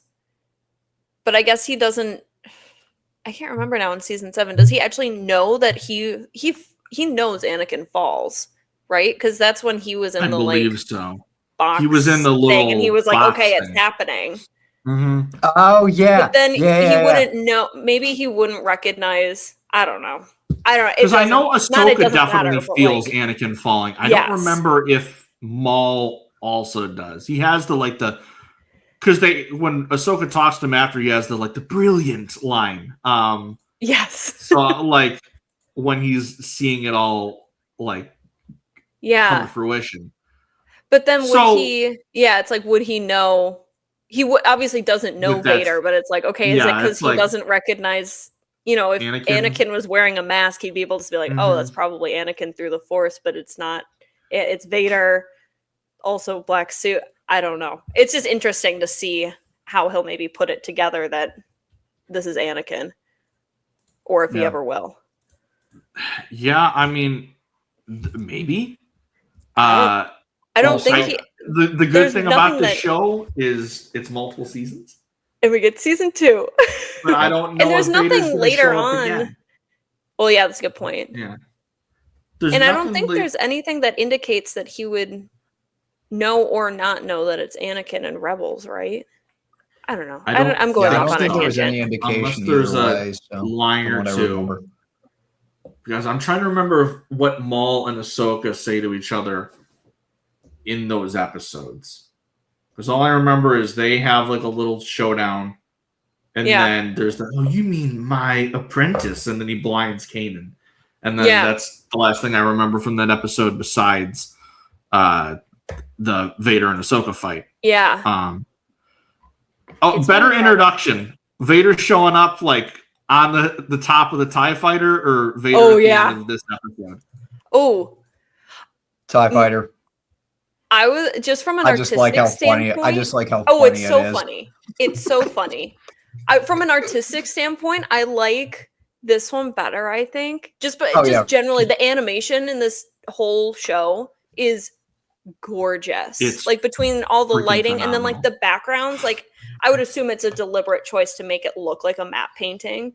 But even like Vader's entrance with all of the fog and whatnot, and then when he ignites the lightsaber and all the fog just goes like bright red pink color, it's like amazing. Just absolutely spectacular. I think from like the build up and everything to the actual reveal, I think this one tops it. But it's like the TIE Fighter's so funny. The TIE Fighter is still great. I am also biased towards Rebels, so I mean Rebels is fantastic. I'm not like TikTok who likes to act like that show's for babies or something. Like I don't the dumb baby show. I gotta rewatch Rebels. I don't get why they hate that. I started my rewatch of Rebels and started tweeting out my thoughts about it, and I'll still never forget, like, because I completely forgot this happened. Yeah. The greatest oh shit moment for me was season 3 when the crew's on Kronos, I think, to help Sabine Wren. Like with her. And I'll never forget it. When they're fighting a bunch of the Mandalorians and Ezra like shouts her name and tosses his saber to her and she ignites it, I straight up paused it and went, holy shit. Because I forgot that happened. Don't worry, Conor. We'll get to that here again in 2032. Yeah. Like so I keep saying I need to rewatch everything, but I'm like, I want to do a full timeline rewatch, which means I need to watch 3 seasons of Young Jedi Adventures. Oh yeah, right? That's what it's called, and then Acolyte, and 4 episodes of that. So I'm sure it's probably not the actually Life Day necessary, episode but is actually very cute. I've watched like 2 seconds. I should. We'll see how far I get. I should just wake up early now in the mornings and like eat breakfast while I watch Young Jedi Adventures. Good way to wake up. Also, I don't want to play it because I don't know if it'll be able to be heard on the mic. But there was like, you know, we all know the Wilhelm scream. It's like the usual Wilhelm scream, and then I want to say there's another version. I definitely heard something in this episode. Yeah, it's like God, I can have it's like 11 with like 11:53 left when Lawson shoots a stormtrooper. It's that specific Wilhelm scream, and immediately I was like, oh wait, that's the one that's featured in Star Wars Bounty Hunter, the 2002 video game. Like I was you're too big of a fan when. Oh yeah, that's the sound from the Lego game. That's the one. That's from whatever. David W. Collins, man, he gets it, dude. Yeah, that's like there was one time I was watching the Young Indiana Jones series, but like not paying that close attention, and there was a sound effect. It was the same sound effect that the God, I can't remember what they're called, but the flying creatures on Dagobah make. And it's like, you know, it's like you have your establishing shot, you're back on Dagobah, and then it's like, rah, or whatever. And that sound effect played in Young Indiana Jones, and I immediately was like, what the hell is that? Like, why are you using Dagobah sound effects while you're in Africa or something like that? One of the episodes in the Bad Batch arc of the Clone Wars, like, reuses one of the sounds from one of the Geonosis and Arena creatures, and I'm just like, every time I watch the episode, I'm like, that is not... Like, no, what? Dude, I need to play because I remember specifically, I think David Collins or Sam Witwer talked about in like I think the first 2 episodes. It's like, oh yeah, there's not only visual cues or whatever, but like sound effects that like Eagle Eye fans will be able to pick up from like the Force Unleashed games. And I'm like, I really need to play the Force Unleashed. The only thing I know about the Force Unleashed is the fact that there's a DLC where you can straight up kill everybody. Not like everybody, but like straight up, there's a DLC, Mads, where like you basically kill like all the original trilogy characters. Oh my god! I think even like the Force Ghost of Ben. 2008, man. Can you? Like, dude, well, it was so okay. 2008 Star Wars is very different than even 2012 Star Wars. Oh my god, fucking gritty as hell, dude. It. That's how you know you're too deep into it, when you can like recognize specific sounds from where you heard them in other Star Wars material, and then them pop up again in other things, and you're like, that's it. Wait. So again, when someone tries to big league you at work and act like you're not a real fan because you say Obi-Wan Kenobi is your favorite Star Wars character. Dude, literally, first question I would have asked them, what's the number of the trash compactor? 3263827. That was my password in 8th grade. Fuck yeah! I'm glad you knew that because I don't. So it's on the trash not cans a in real Galaxy's fan, Edge guys. too. Yeah, come on, Andrew. Yeah, off the podcast. Yeah, this like is why I suck executive at order. conversation. Like Mads is the new co-host. Yay! Because I knew the trash compactor number. But also, So- can we talk about? Okay, this has been a theme for me this entire season, and I'm kind of happy that it makes sense that they saved this for the final episode. I straight up thought Daki, dude. I thought Master Daki was gonna eat it from like the first episode. No, Oh, every yeah. episode, I'm like, is this the one he dies? He's gonna die. I thought Is this the episode one 2, like dying? that's how they were gonna end the second episode, was him dying, and then I assumed that Devon would be like, no, like I have to partner with you, Maul, to like get off the planet or whatever, but I'm not gonna go to the dark side. I'm too, attached to the Jedi ways. But I loved how Dude, throughout way the they entire did it- season, you could slowly see her being like, yeah, but Maul might kind of have a point. I'm not going to go to the dark side, but maybe we should be friends with him. I They're don't know. working I mean, together. that's They're- not exactly how it went, but They're giving Vader a good time, but Vader gets Maul on the leg again, and he sees a way out, and he's like, I'm running, I'm leaving you. And we're like, God damn it. So then Daki starts fighting Vader, and he gets a hit on him, and I'm like, oh my God. No. Like, this is cool. And I Dude, know- when he got the hit on him, I was like, yep, this is it. This is it. You I can't knew get a it hit was on gonna Vader and survive. But then Vader starts doing the Luke in Return I of the know. Jedi. Yeah. Yep. And I'm like, oh no. And then you see him get impaled. And the thing is like Lawson is the only one that saw Maul abandon Daki. So that's going to be very important, which is why I don't think Lawson is gone. But we'll get to that. Oh yeah, no, like when he went into the fog and everything, I was like, okay, are they going to show something? And then they didn't, and I'm like, all right, I he's was not dead. shocked when he did die, quote unquote. I'm like, whoa, we're really killing everyone now, because he tells Two Boots, it's like, oh, get Riley back to your mom. I'm like, there's no way. There's no way. This is going to be a Finn at the end of episode 8.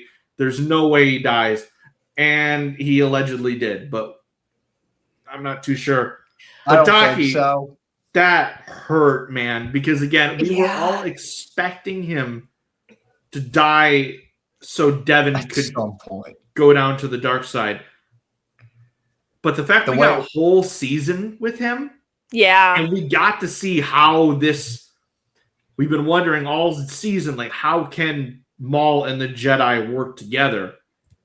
And we do get the back and forth of, oh, you're so stuck with your Jedi principles, you need to, let it go. Not fight with the Jedi, you need to let it go. You need to, embrace your anger. You need to evolve. And like Daki is so gung on no, but they're still working together. So I'm like, okay, there's a couple great moments where like Daki is about to get hit by Vader, Maul protects him. Maul's about to get hit by Vader, Devon comes in and saves him. I'm like, this is so good. And why in somewhere in the word be like, oh, this was just all actions, like, but it tells such a good story at the same time. Yeah. And when he gets impaled, I'm like, no, man. And then you see Devon just absolutely lose it. And I'm like, okay, here we go. And then the fact that she lost both her master and her saber, rough. Yeah. And then Maul immediately throws his to her, and I'm like, okay, yeah, here we go. Yeah. So I wonder if Maul's going to be single blade now going forward. This is the most like nerd freak. Well, actually, so now he's going to be a single blade saber because Devon Azara has the actual other second half.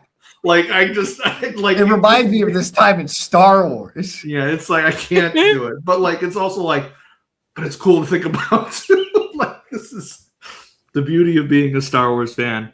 But the shot of them, like, back to back, both with the red sabers, going at Yeah. Vader. I'm like, and the Inquisitors, I'm like, this is sick.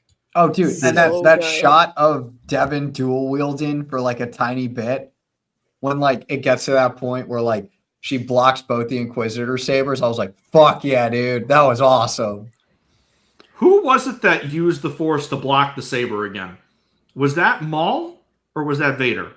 I'm gonna look it up right now. Yeah, because I'm trying because he did the Ezra, and I don't remember which one did it, but there was another moment where like every time that's like one of my new favorite moments in like lightsaber battles when people Is use when the Force they- to like with their hand to block the so saber. good. Dude, it's so honestly good.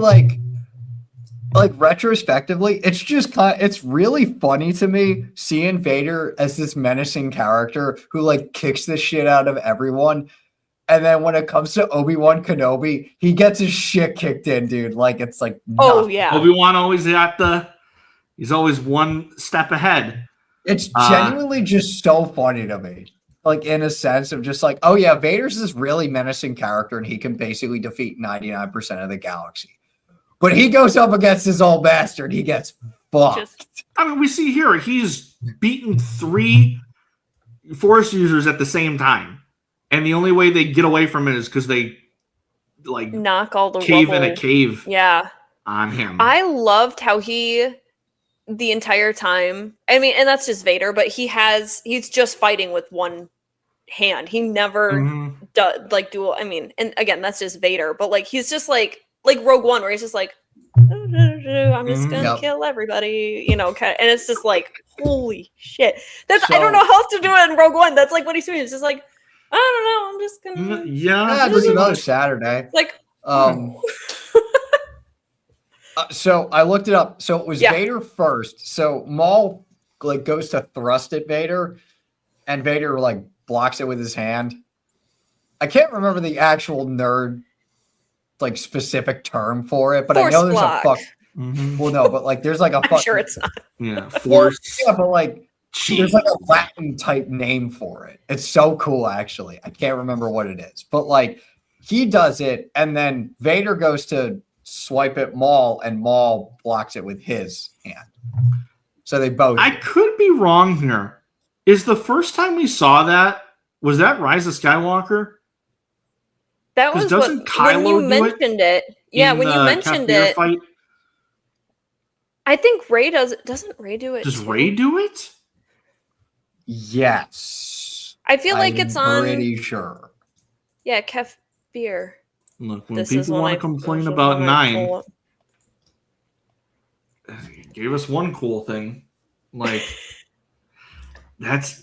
I remember not to do our, again, Matt Let's comes bring on up the Rise of episode. Skywalker. That's what Rise of Skywalker. I remember people getting pissed when Rey used like the Force healing to like connect with that snake creature on Yeah. Kasana. It's like, what the hell is this? Like a week ago, we had that Mando episode where Grogu Yes. does the same thing.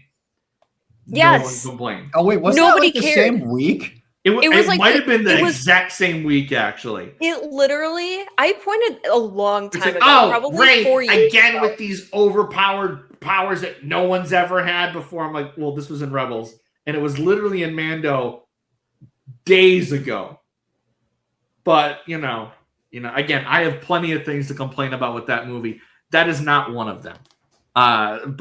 And again, as we point out, I think this really cool thing that's been in several lightsaber fights since showed up in this. I just love how fast and fluid this was too. Someone posted like a back-to-back of like the Clone Wars movie from 2008 of like Ventress and Obi-Wan dueling in that one, and then cutting to the Maul Shadow Lord finale and like just showing how far the saber duel animation has come in those 18 years. It's like, man. I honestly think because It's I've grown so up with good. the Clone Wars, like I still kind of prefer the janky ass animation stuff. I don't know why. I just do. Oh, it's so You're just like, oh man, this is new. Like when we get these sabers are moving faster than I thought. This isn't what I remember. Yeah, but this is not what I grew up with. This is not what I grew up with. I need them looking like PS2. Like it's just it's so fun. So again, every way that this was set up, like I mentioned, where she's screaming like, "Oh, I need to kill Vader." It's like, no, you're not strong enough. He will kill you. But let me train you, and then we can have our revenge. Mirroring the line from Phantom. At last we'll have our revenge, which I just realized that now as we're talking. Yeah. But it's just the way they set everything up was great. Lawson making the sacrifice. I thought the moment with Vario and Two Boots with the freaking machine gun was so fun. Them getting their own little side plot or having to take out the Imperial shuttles so Dryden's ship can get there. And then Dryden shows up like, "Where's Maul?" It's like, "Oh, I'll be here in a minute." Like Vario just immediately running. That's the one thing though. If you told me while I'm watching episode 1 that this character of all characters is going to make it through the entire season, Oh, I would yeah. have been like, no, you're lying. There's yeah. no way. I figured he would be one of the characters in the finale that would have died.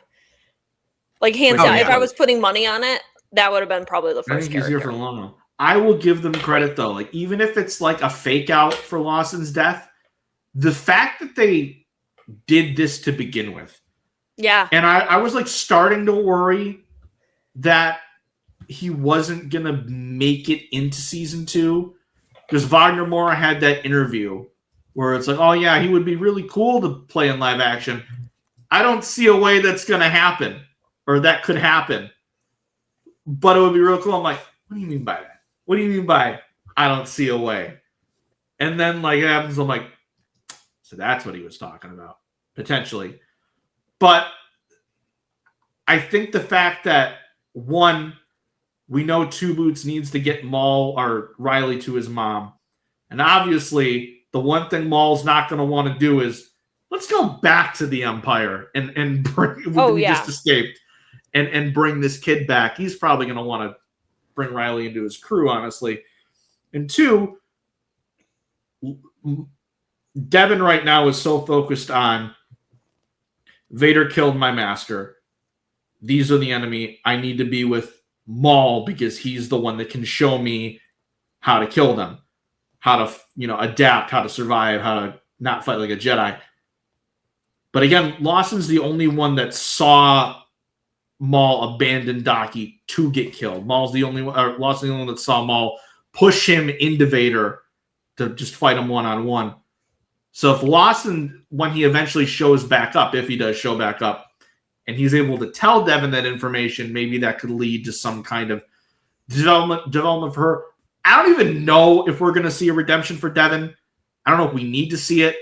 I think it would be really cool if she stays on the dark side because we haven't really seen that for a while. Yeah. It's always been like, you're turning, you're eventually going to get redeemed.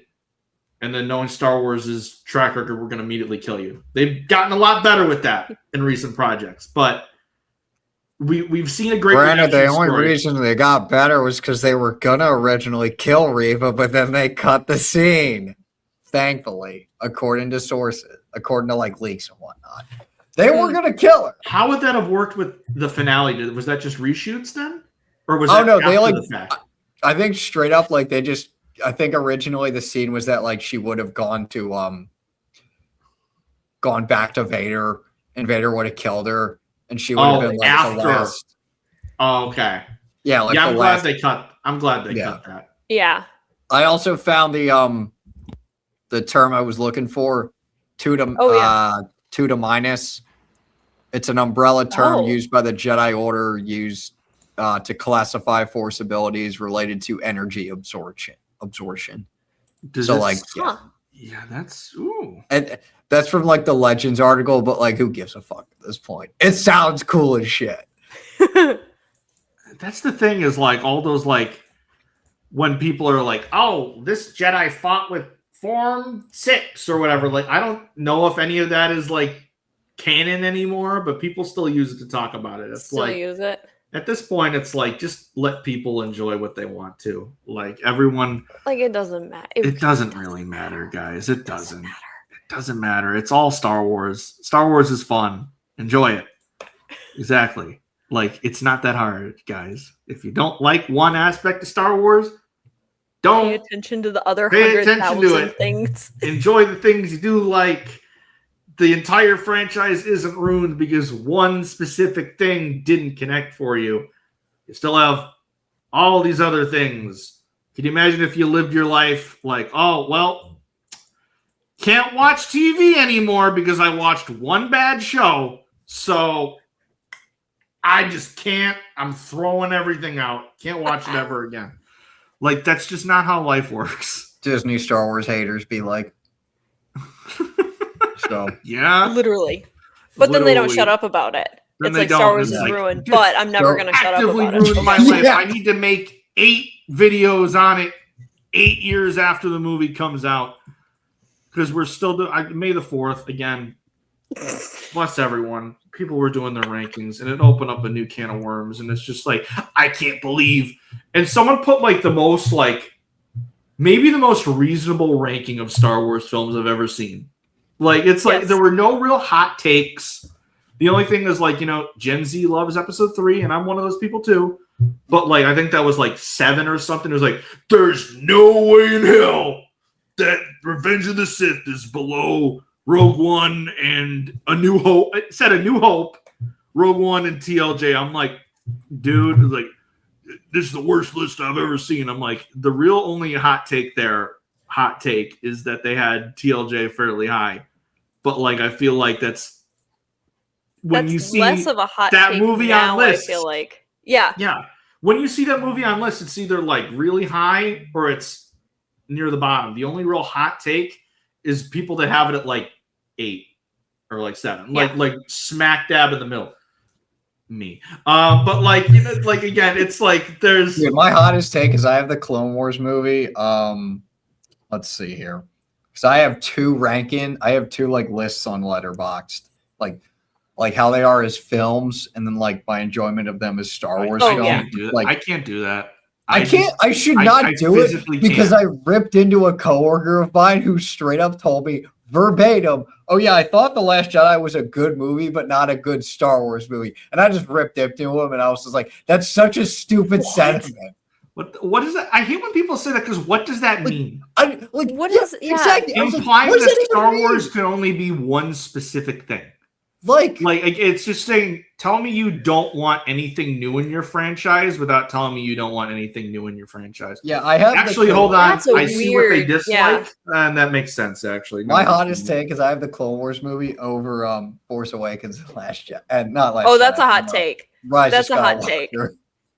Well, I guess, and No, it's but not like if even it's like what you enjoy, I mean, I don't know what it is. The Clone Wars movie. I remember I rewatched it, and I'm like, this is fun as fuck.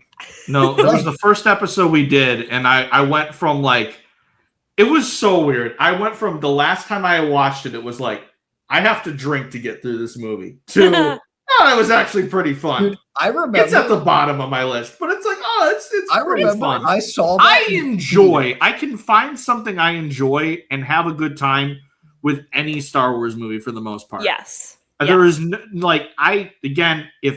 except the holiday special. I haven't seen it. Holiday- That's going to be. I have seen I'm like saving 20 it. minutes of it. It is It's fuck wild. I'm saving it wild. for when we get to some kind of milestone here. That's like the things It's I haven't absolutely seen. wild. I'm saving for we the should do podcast. like a live Live through watch. of it or something. I mean, Oh my I said God. we were going to do it for the Ewoks, and then that just fell apart. So I mean, we'll get back to it eventually. Yeah, Clone Wars was funny because I saw that in theaters when that came out in 2008. And I wow. remember I had like a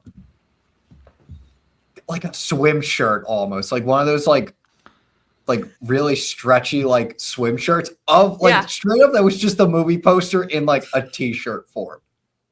Oh my god. I think I've told this story before. It's honestly That probably was the my most first Star random- Wars movie in the theaters. Was the Clone Wars movie? Oh my god. Fuck yeah. That's that is amazing. my like unique, like everyone has their own different entry point. Obviously, I had been a fan of years, but like for years, but it was the Clone Wars. I thought for years it was Wow. Revenge of the Sith, but I was misremembering things because I definitely had to have seen it for the first time on DVD, just from what I was remembering. So I'm like, no, it was the Clone Wars movie. which is just wild thinking about it. Like, Wow. how many people have that as like their very first one they saw in the theater? And now I only have 2 left that I haven't seen. But maybe if I'm feeling masochistic enough after Mando and Grogu comes out, maybe we'll do some kind of ranked video. But I don't know. I don't want to. I don't know. Dude, it's fun to compare. It's fun to compare. It's fun to compare, but it leads to such.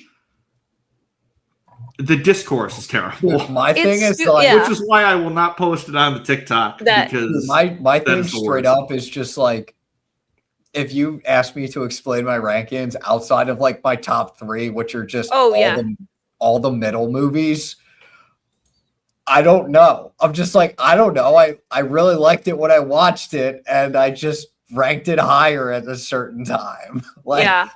I feel like my ranking is always like in the moment of like, what movie do I want to watch the most right now? Like if I were to turn on a Star Wars movie, what would I want to watch? My top 4 have been set in stone for the last 8 or so years, but like 2 through 4, the ranking has changed several times.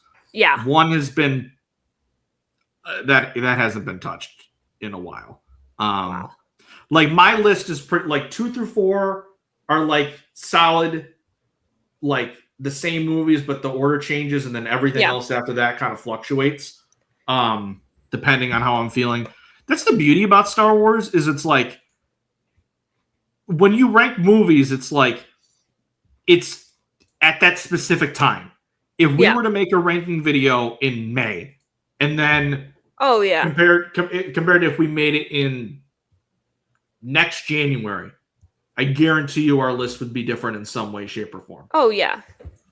Because I feel like it's difficult, too, for me to rank because there's very specific things about the movies that I really like, and then there's things that I'm like, I could give or take this. So it's like, I mean, I would typically put, like, Attack of the Clones probably lower on my list. Maybe not last, but, like, lower on the list. But if I was like, oh, what's the Star Wars movie with, like, one of the best scores with the best costumes that, whatever. I'm like, I would put Attack of the Clones as like one of the top ones because all of Padme's costumes are like spectacular. I mean, that's not a great example, but it's like, because it's for me, my Revenge of the Sith would answer that question for me. But I've also been of the mind that like Revenge of the Sith is John Williams' best work. It's his best work. Oh yeah, it is. It's 100%. And I think part of it for me is the fact that I grew up in that era of Revenge of the Sith, Force Unleashed. Yeah. Dude, the wildest thing still about Star Wars to me, I gotta look up. Playing in this episode when Devon turned. You hear a little hint of it when she's raging. Someone pointed that out. I think it was Stars Explained pointing that out. But like Attack of the Clones is a weird one because it is like bottom 3 for me, but I watch it all the time. Yeah. Like that's the weird thing about my list is like even movies that I see as like by default lower on my list, I'm like, how many times have you watched it this year? Like 3. Like it's just like it just happens. Okay, so I looked it up. Yeah. Because I genuinely forgot. Because like again, the Revenge of the video game and all that. Like I'm just like, John Williams' Revenge of the Sith score is probably his best work. The Revenge of the Sith video game, and I know I've talked about this before, and that we've talked about this just in general on this podcast, that came out 2 weeks before the movie. And not only did 2 weeks before the movie, guys, with full movie cutscenes as cutscenes. Is the score from Revenge of the Sith in the game? Because I know in the Lego Star Wars game, like the first one from 2005, Revenge of the Sith was in that game, obviously. It came out a month before Revenge of the Sith. Are you serious? But the score wasn't in the game. So all the levels had like music from like Empire or A New Hope. I want to say in Complete Saga they added the Revenge of the Sith score too. That's what I always remember. Yeah. That's my neurodivergent moment of the episode. I can't remember if the Revenge of the Sith video game does. I would imagine it did, but like This game came out. I know a the full 2 opening weeks menu, before the movie. the opening like menu song is from Attack of the Clones, but I don't know if I'm assuming at least Battle of the Heroes is in the game. But again, I haven't played it in 20 years, so I really should. I mean, I know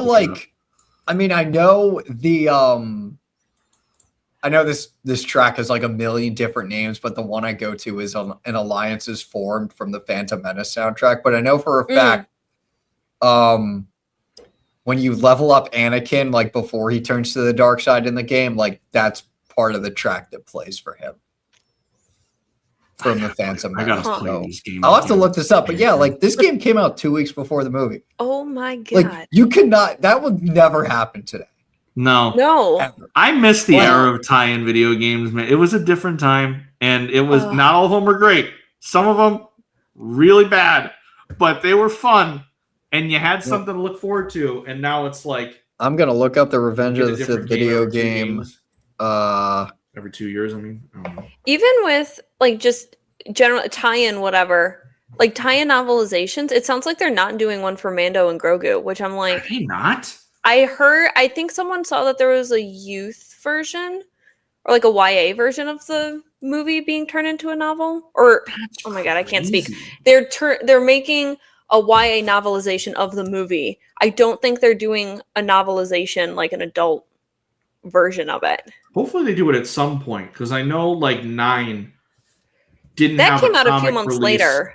Oh yeah. Yeah, didn't have a comic release at first because they canceled it due to COVID, and then they eventually made it like 3 years later. So yeah, hopefully they do the same thing, because I just think it's weird, and I don't think we're getting a visual dictionary either, because the Mando one that came out recently doesn't have the movie in it. I think it's just the Mandoverse shows. So like it's a tradition, but you gotta keep it going in some way. What is happening? Yeah, what's happening? The downfall of Lucasfilm. Everything's going to shit. Go to Burger King yesterday because I wanted one of the little guys. Did you get one? Who'd you get? I got a Mando. I wanted Zeb, but I got Mando. Oh, okay, maybe not exciting. Cool. It's cool. Everybody wants Zeb. It's so funny. The menu theme things, give or take, wasn't huge on it. But you know what? I was there for the merch anyway, so it's okay. It's okay. I almost got the cup combo thing, but I'm like, I'm not paying $25 for this game. Oh god, that's $25 for the combo itself came with like 6 things, but it was like $21, and I'm like, oh my god, no, I'm good. I didn't know that. I'm good, thank you. One of my biggest regrets is not buying one of the Denny's cups for Solo. The Solo ones? I was at Denny's in college. There was like a parents' weekend event thing, and like everyone in college then took their parents to Denny's for whatever reason. Like it was me and like I swear to God, like 30 other separate. Like we didn't all go together, but it was like me and my parents, and then it like 30 other classmates happened to be there, and for whatever reason, when I was like 19, I was like, I can't order the Solo thing. I can't let people know that I want the Solo cup. But then I never got it, and I should just buy it on eBay. But I'm just like, you just go in the back real quick, like, hey, can I have one? Because we had like the Solo menu and everything. It was like 10:30 at night, and I was like, I honestly forgot about the Denny's Solo tie-in because I never experienced it because there was never a Denny's near me. I never got one, but I know of the lasting legacy of the Solo Denny's tie-in. The Solo Denny's tie-in. It's still talked about to this day. It's like the KFC Phantom Menace toppers for the Disney era. But do you think, to segue, do you think Riley Lawson would like a Mando and Grogu Burger King kids meal? Because he doesn't have a dad and he's sad. And I thought it was a great scene when he was crying and then Devon looks at him and then looks to Maul and is like, okay, I'm ready. I'm like, okay. Okay. We are here. So I think the last thing we can touch on with this show, or these episodes, I should say, is just overall, like, brief things you want to see in season 2. Now that we know Captain Lawson to be alive. That's it. I know you said he was your favorite character last week, so yeah, he's pretty cool. So he's my favorite new character from the show. I'll have to rewatch this show like from beginning to end because like it's very much a one story season. It's just like you kind of have to watch it all at once. I think it's kind of how like Kenobi should work, where it's like, all right, I need to kind of see this all at once, binge it all together. Yeah. Yeah, and I think the serialized approach of the show worked really well. Because at first I was like, oh, yeah, well, I mean, it's an animated Star Wars show, so they're going to be hopping around planets, and we're going to meet this character and this character. And we really didn't get that storytelling, but it worked really well. And I do think that because we know this is getting multiple seasons, this did go like the Mando season 1 route or the Rebel season 1 route, where we really stay to like our contained story for the most part, and then in future seasons we branch off and it's like, okay, now we meet Ahsoka, now we meet Rex, and it's like I feel like we could get like Ventress showing up next season or other characters specific to that, because I ate shit in my characters I did a top 5. I got 2 of them right, but you know we didn't go off the planet. We very briefly visited the Pikes and that was it. So like I'll give myself some slack there. I thought the show was going to be different than it was. But before I let you guys go, I just want to talk about how refreshing it is watching a season finale of a Star Wars show and knowing ahead of time that there's going to be another season. Yeah. So I don't have to judge it on, was this a good finale overall? Or are my thoughts on it going to change if this ends up being the series finale and not the season finale? Because it's happened a couple times where we've seen a show and I'm like, that was pretty good. Hope we get a season 2 so it can fill in these things, and then we don't. And I'm like, well, now I feel different about the finale now because we're not getting continuation. So it's just refreshing to see that. Mads, I'll have you start then. Any hopes, predictions for season 2 that you'd like to see? I mean, I feel like these are pretty high level and likely to come true. I'm excited to see more Crimson Dawn stuff and like really dive into that and Maul's that. I'm excited to see some of Devon's training and I'm curious if they're going to do a true time jump or if we're going to pick up right where we left off. I think it would be fun to see a time jump and, you know, maybe a year or 2 in the future and Devon is, you know, training. She's a few years older. I'm curious to what's happening with Riley as well. I don't know. And I was mostly focused on Devon and Maul. And I know Riley's on the ship, and I know you just said he's crying. Two Boots is on the ship too, correct? Yes. And Two Boots supposed to get Riley to his mom. Two Boots is supposed to get Riley to his mom. In theory, that could happen. In theory, what, you know, is he gonna, you know, drink the Kool-Aid and, you know, be all in on the Empire? Is he? I mean, at one point, I couldn't remember. What you just went like, through, I hope not, dude. I mean, hopefully not. I don't know. You know, it's like I'm curious how his perspective is going to change or where he's going to be at after what he just went through. Obviously curious if Lawson is still alive. Yeah, again, very high level stuff. I'm mostly excited more for Crime Syndicate stuff and seeing how it ties into Solo.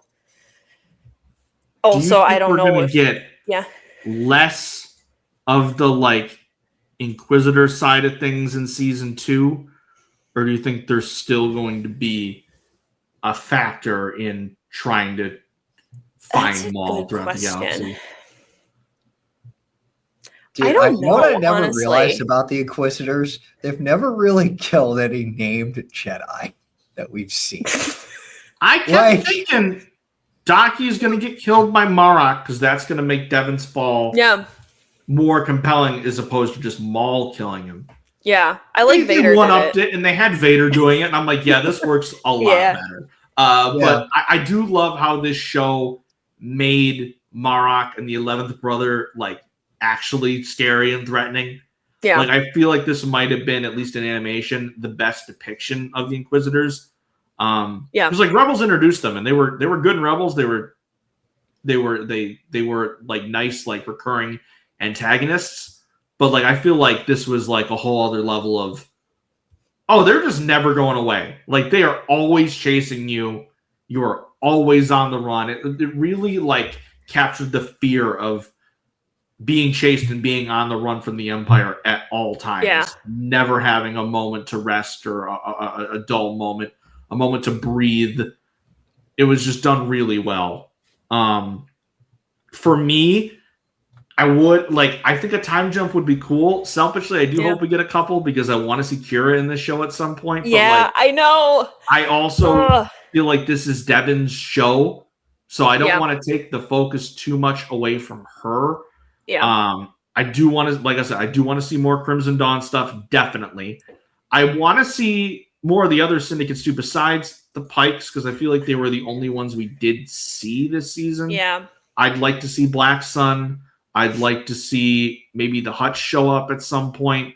I want to see more of, not like full episodes like what we saw in episode 8, but more like glimpses into what makes Maul tick as a character. I want to see a Talzin appearance in a flashback. I think would be really cool.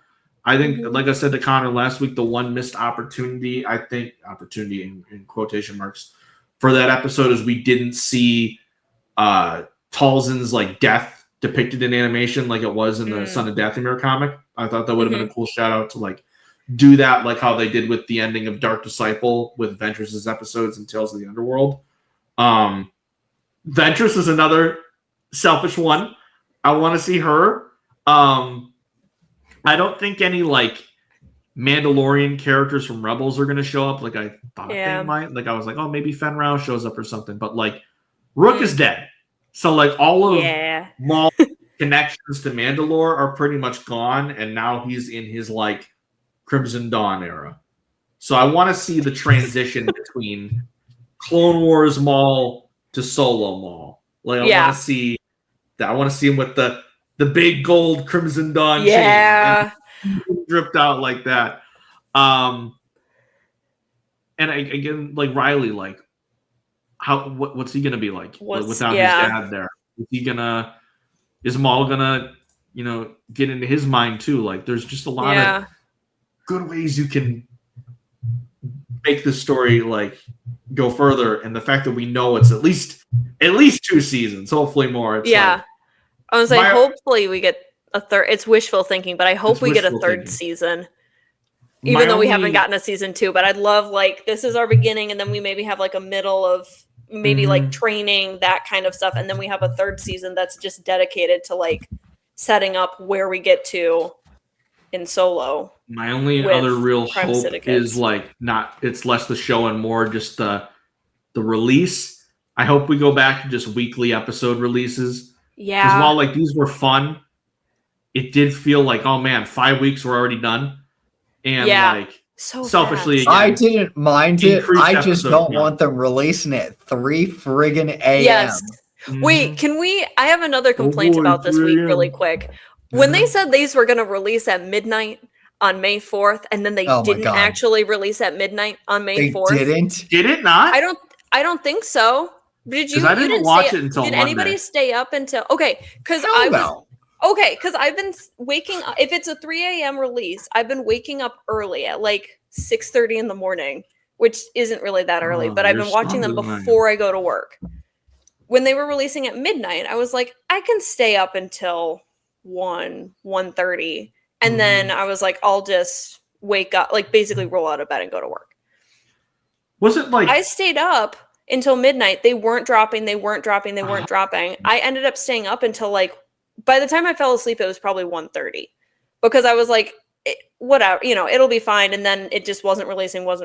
And then I was like, well, now I'm too hyped. I can't actually sleep. Yeah, I was but already then I still up. had to get up at 6:30 to watch them. So I was running on May 4th with like 4.5 or 5 hours of sleep. And I was like, guys, if you're going to release it, release it. I was still watching my rewatch of Revenge of the Sith, like when the episodes dropped, at least I thought they were dropping. Yeah. So I was like, I had the thought of like, should I watch them? I'm like, Should no, I pause? I actually have to work. I got to get some sleep. And I just watched them after work on the 4th. But See, like, that's what I thought I was like, should I stay up? And I was kind of tired at like 11 or 11:30. And I was like, nah, it's only 30 minutes. I'll just stay up. It'll be fine. And then it clearly was not fine. So I don't know what happened because throughout the entire day, they had been releasing at midnight in every other time zone. And then for whatever reason in the US, they all dropped at midnight Pacific. ugh. It was super fun. Am I remembering things wrong, or did Andor and the Bad Batch drop at like 9 p.m.? Or was it midnight? Andor dropped at 9. Ahsoka dropped at 9. Skeleton Crew dropped at 9. Midnight? I think Why Bad did they Batch go was back to the midnight. 3 a.m.? I think Because it's they because it's hate us. animation. I think it's because it's animation, which is stupid. I don't know why It's it would be fucking different. terrible. I need to I rewatch remember Skeleton Crew. during COVID when Clone Wars season 7 was dropping, Yeah. and I was at the time I didn't work mornings, so I was just staying up till 3 a.m. Yeah. watching all the episodes, and then I'd be like, "What happened?" Like I'd be like groggy, like the next day, like, Man. Dude, I No, when I remember was in stayed in- college, I'd do that. I would stay up and it was in Central Time at that point. So it was 2 a.m. and then I'd fall asleep like 3 or 3:30. But I also didn't have classes until like 10 or 10:30 most days. So it didn't really matter Nice. if I was like I still got like 6 or 7 hours of sleep. So it didn't matter. But yeah, now that I have like a real job, I can't go and work on 3 hours of sleep. "Yeah, no, it's Yep, terrible. I this can't sucks. do it." Adulting I- sucks. I was like, I I can't can't. stay I up really late can't. anymore. It's terrible. Like back then, I would work like 3 to 11, so it wouldn't Yeah. be like I could stay up super late and I'd be fine because I'd still Yeah. get like 8 hours of sleep. Now it's like if I tried to stay up till 3 a.m., it's like I got to get up at like 6:30, Yeah. 7 if I'm pushing it. Yeah. It can't have like, especially if this was like Andor dropping at 3 a.m., I'd be like, Oh yeah. no, we gotta wait. Oh We yeah, gotta wait. because those were all those episodes are like an hour each. And then they Yeah. drop 3 of them. So you're watching 3 hours of Star Wars content. The worst is when Book of Boba Fett dropped because it was still the 3 a.m. thing, and that Yeah. was my first semester back in school Oh, after taking God. a year off. Yeah.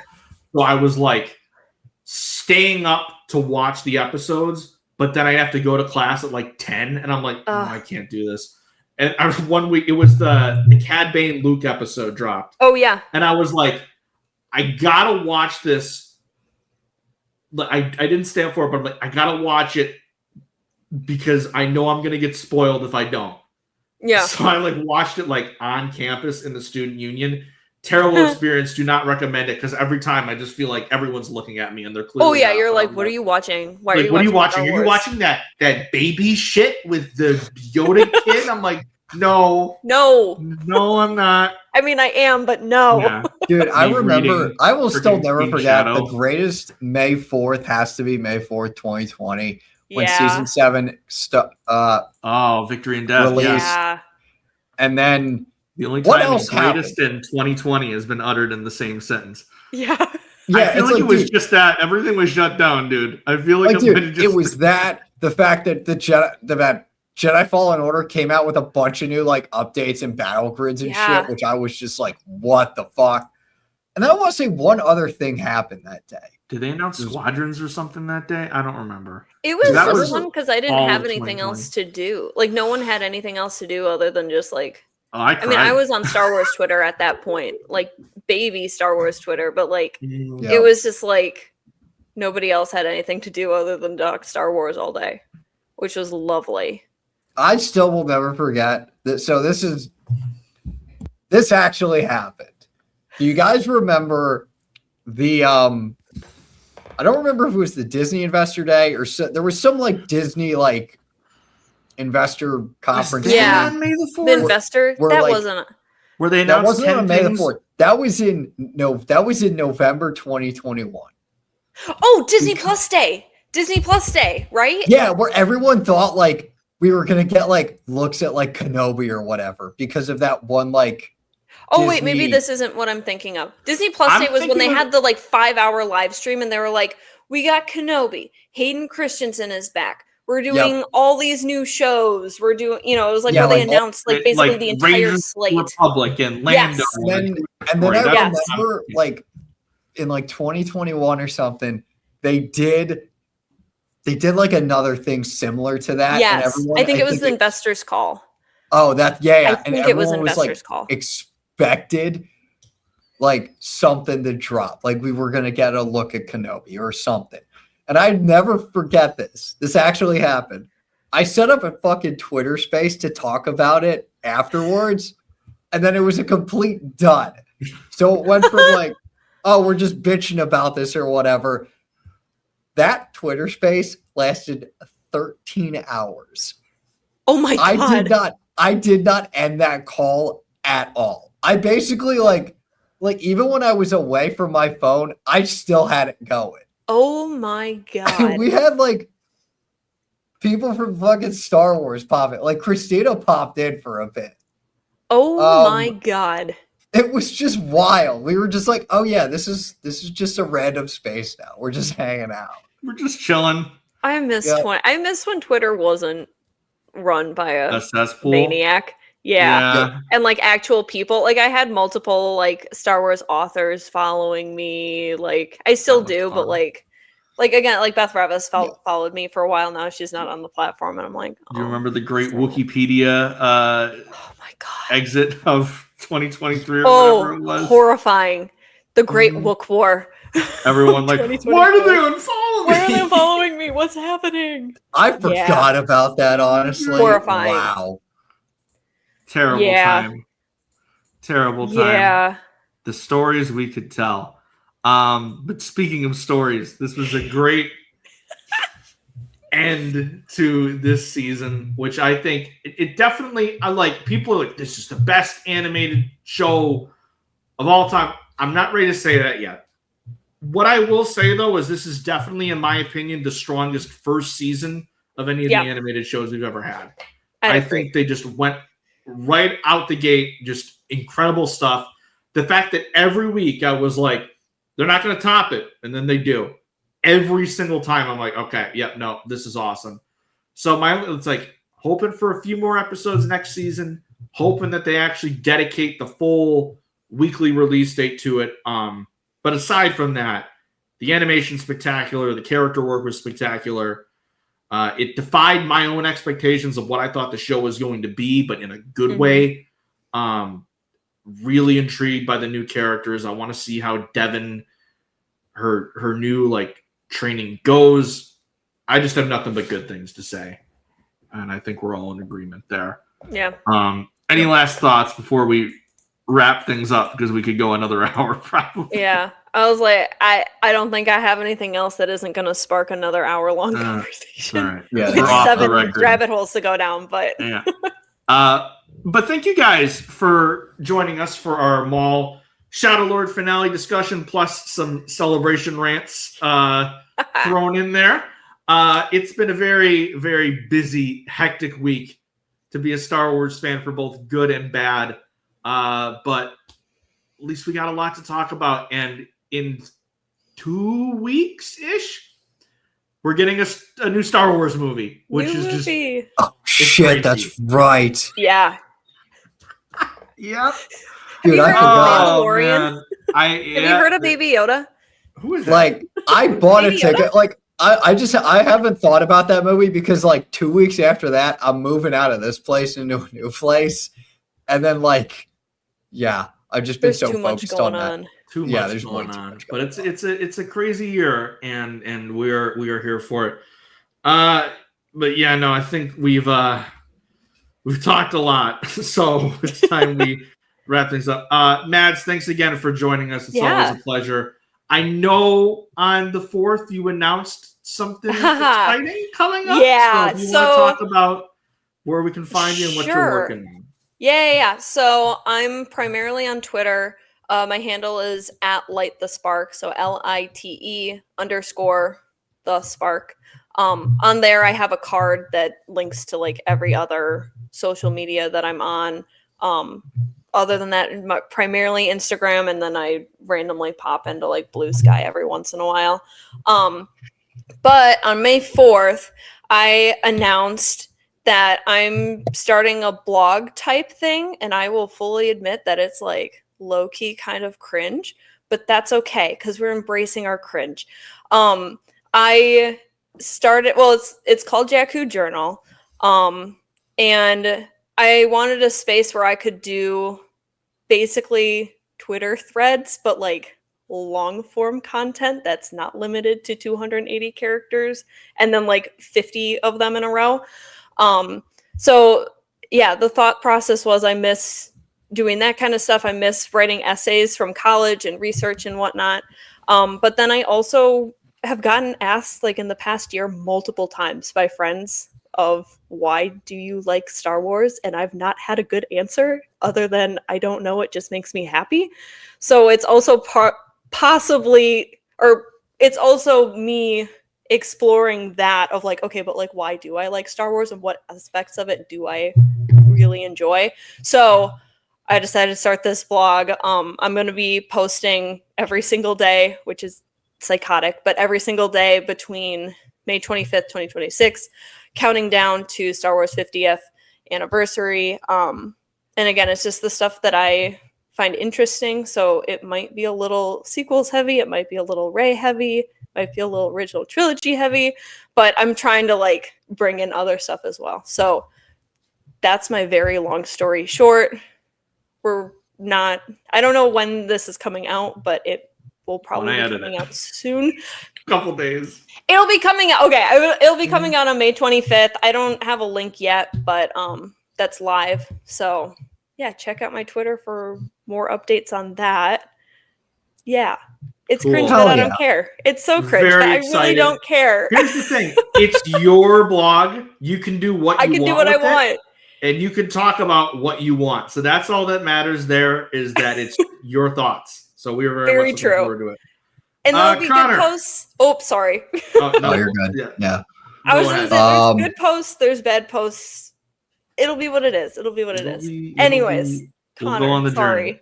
Conor, I'll where stop can putting you in the everyone spotlight. find you? Oh God, where can people find me? I always forget. Oh, You're Twitter 107 also. episodes. Dude, I forget every time. Twitter at @DepaBanana. That's also my handle on Blue Sky. Yeah, Blue Sky. Instagram, I'm kind of active on there at ConmanJFO.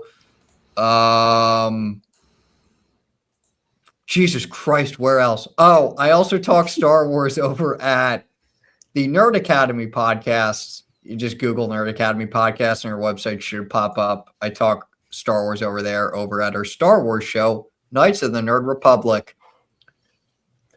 Check us out on YouTube or Spotify or Apple Podcasts or whatever. That's where we have episodes. And then I also co-host and co-write Star Wars trivia questions over at Star Wars in a Galaxy Epic Confrontations. You can find all of our past, present, and future matches over at the Star Wars in a Galaxy YouTube channel. I write Star Wars fan fiction. I have not published any stories yet. I was hoping to publish one May 4th, but that didn't happen. I don't know when stuff's going to get published. It will at some point. I don't know. I was there with you. I was like, oh, I'll get something out for May 4th. Didn't. So I got that little video that I did that I completely forgot to add Jin in, but I added a bunch of Rogue One stuff in, so it kind of works, but whatever. Andrew. Oh, okay. Where? As for myself, you can find me Twitter, Instagram, Blue Sky at Starlight Andrew. You can find the podcast on Twitter at For the Repub Pod and on Instagram, Blue Sky, and TikTok at For the Republic Pod. Subscribe to our YouTube channel For the Public Podcast and also Spotify, Apple Podcasts, wherever you listen. You should find us there. Now that we're done with Maul, we are probably going to be going back to our Clone Wars rewatch. So we have the Geonosis arc that is our next stop there. But also, Mandarin Grogu's coming out. So we'll be talking about that in the lead up to that. And we'll definitely have some videos after the movie comes out going over our thoughts. And it's just exciting. Star Wars, you got to stop time in 6.5 making years stuff. we're getting this movie. so we can get through Clone Wars.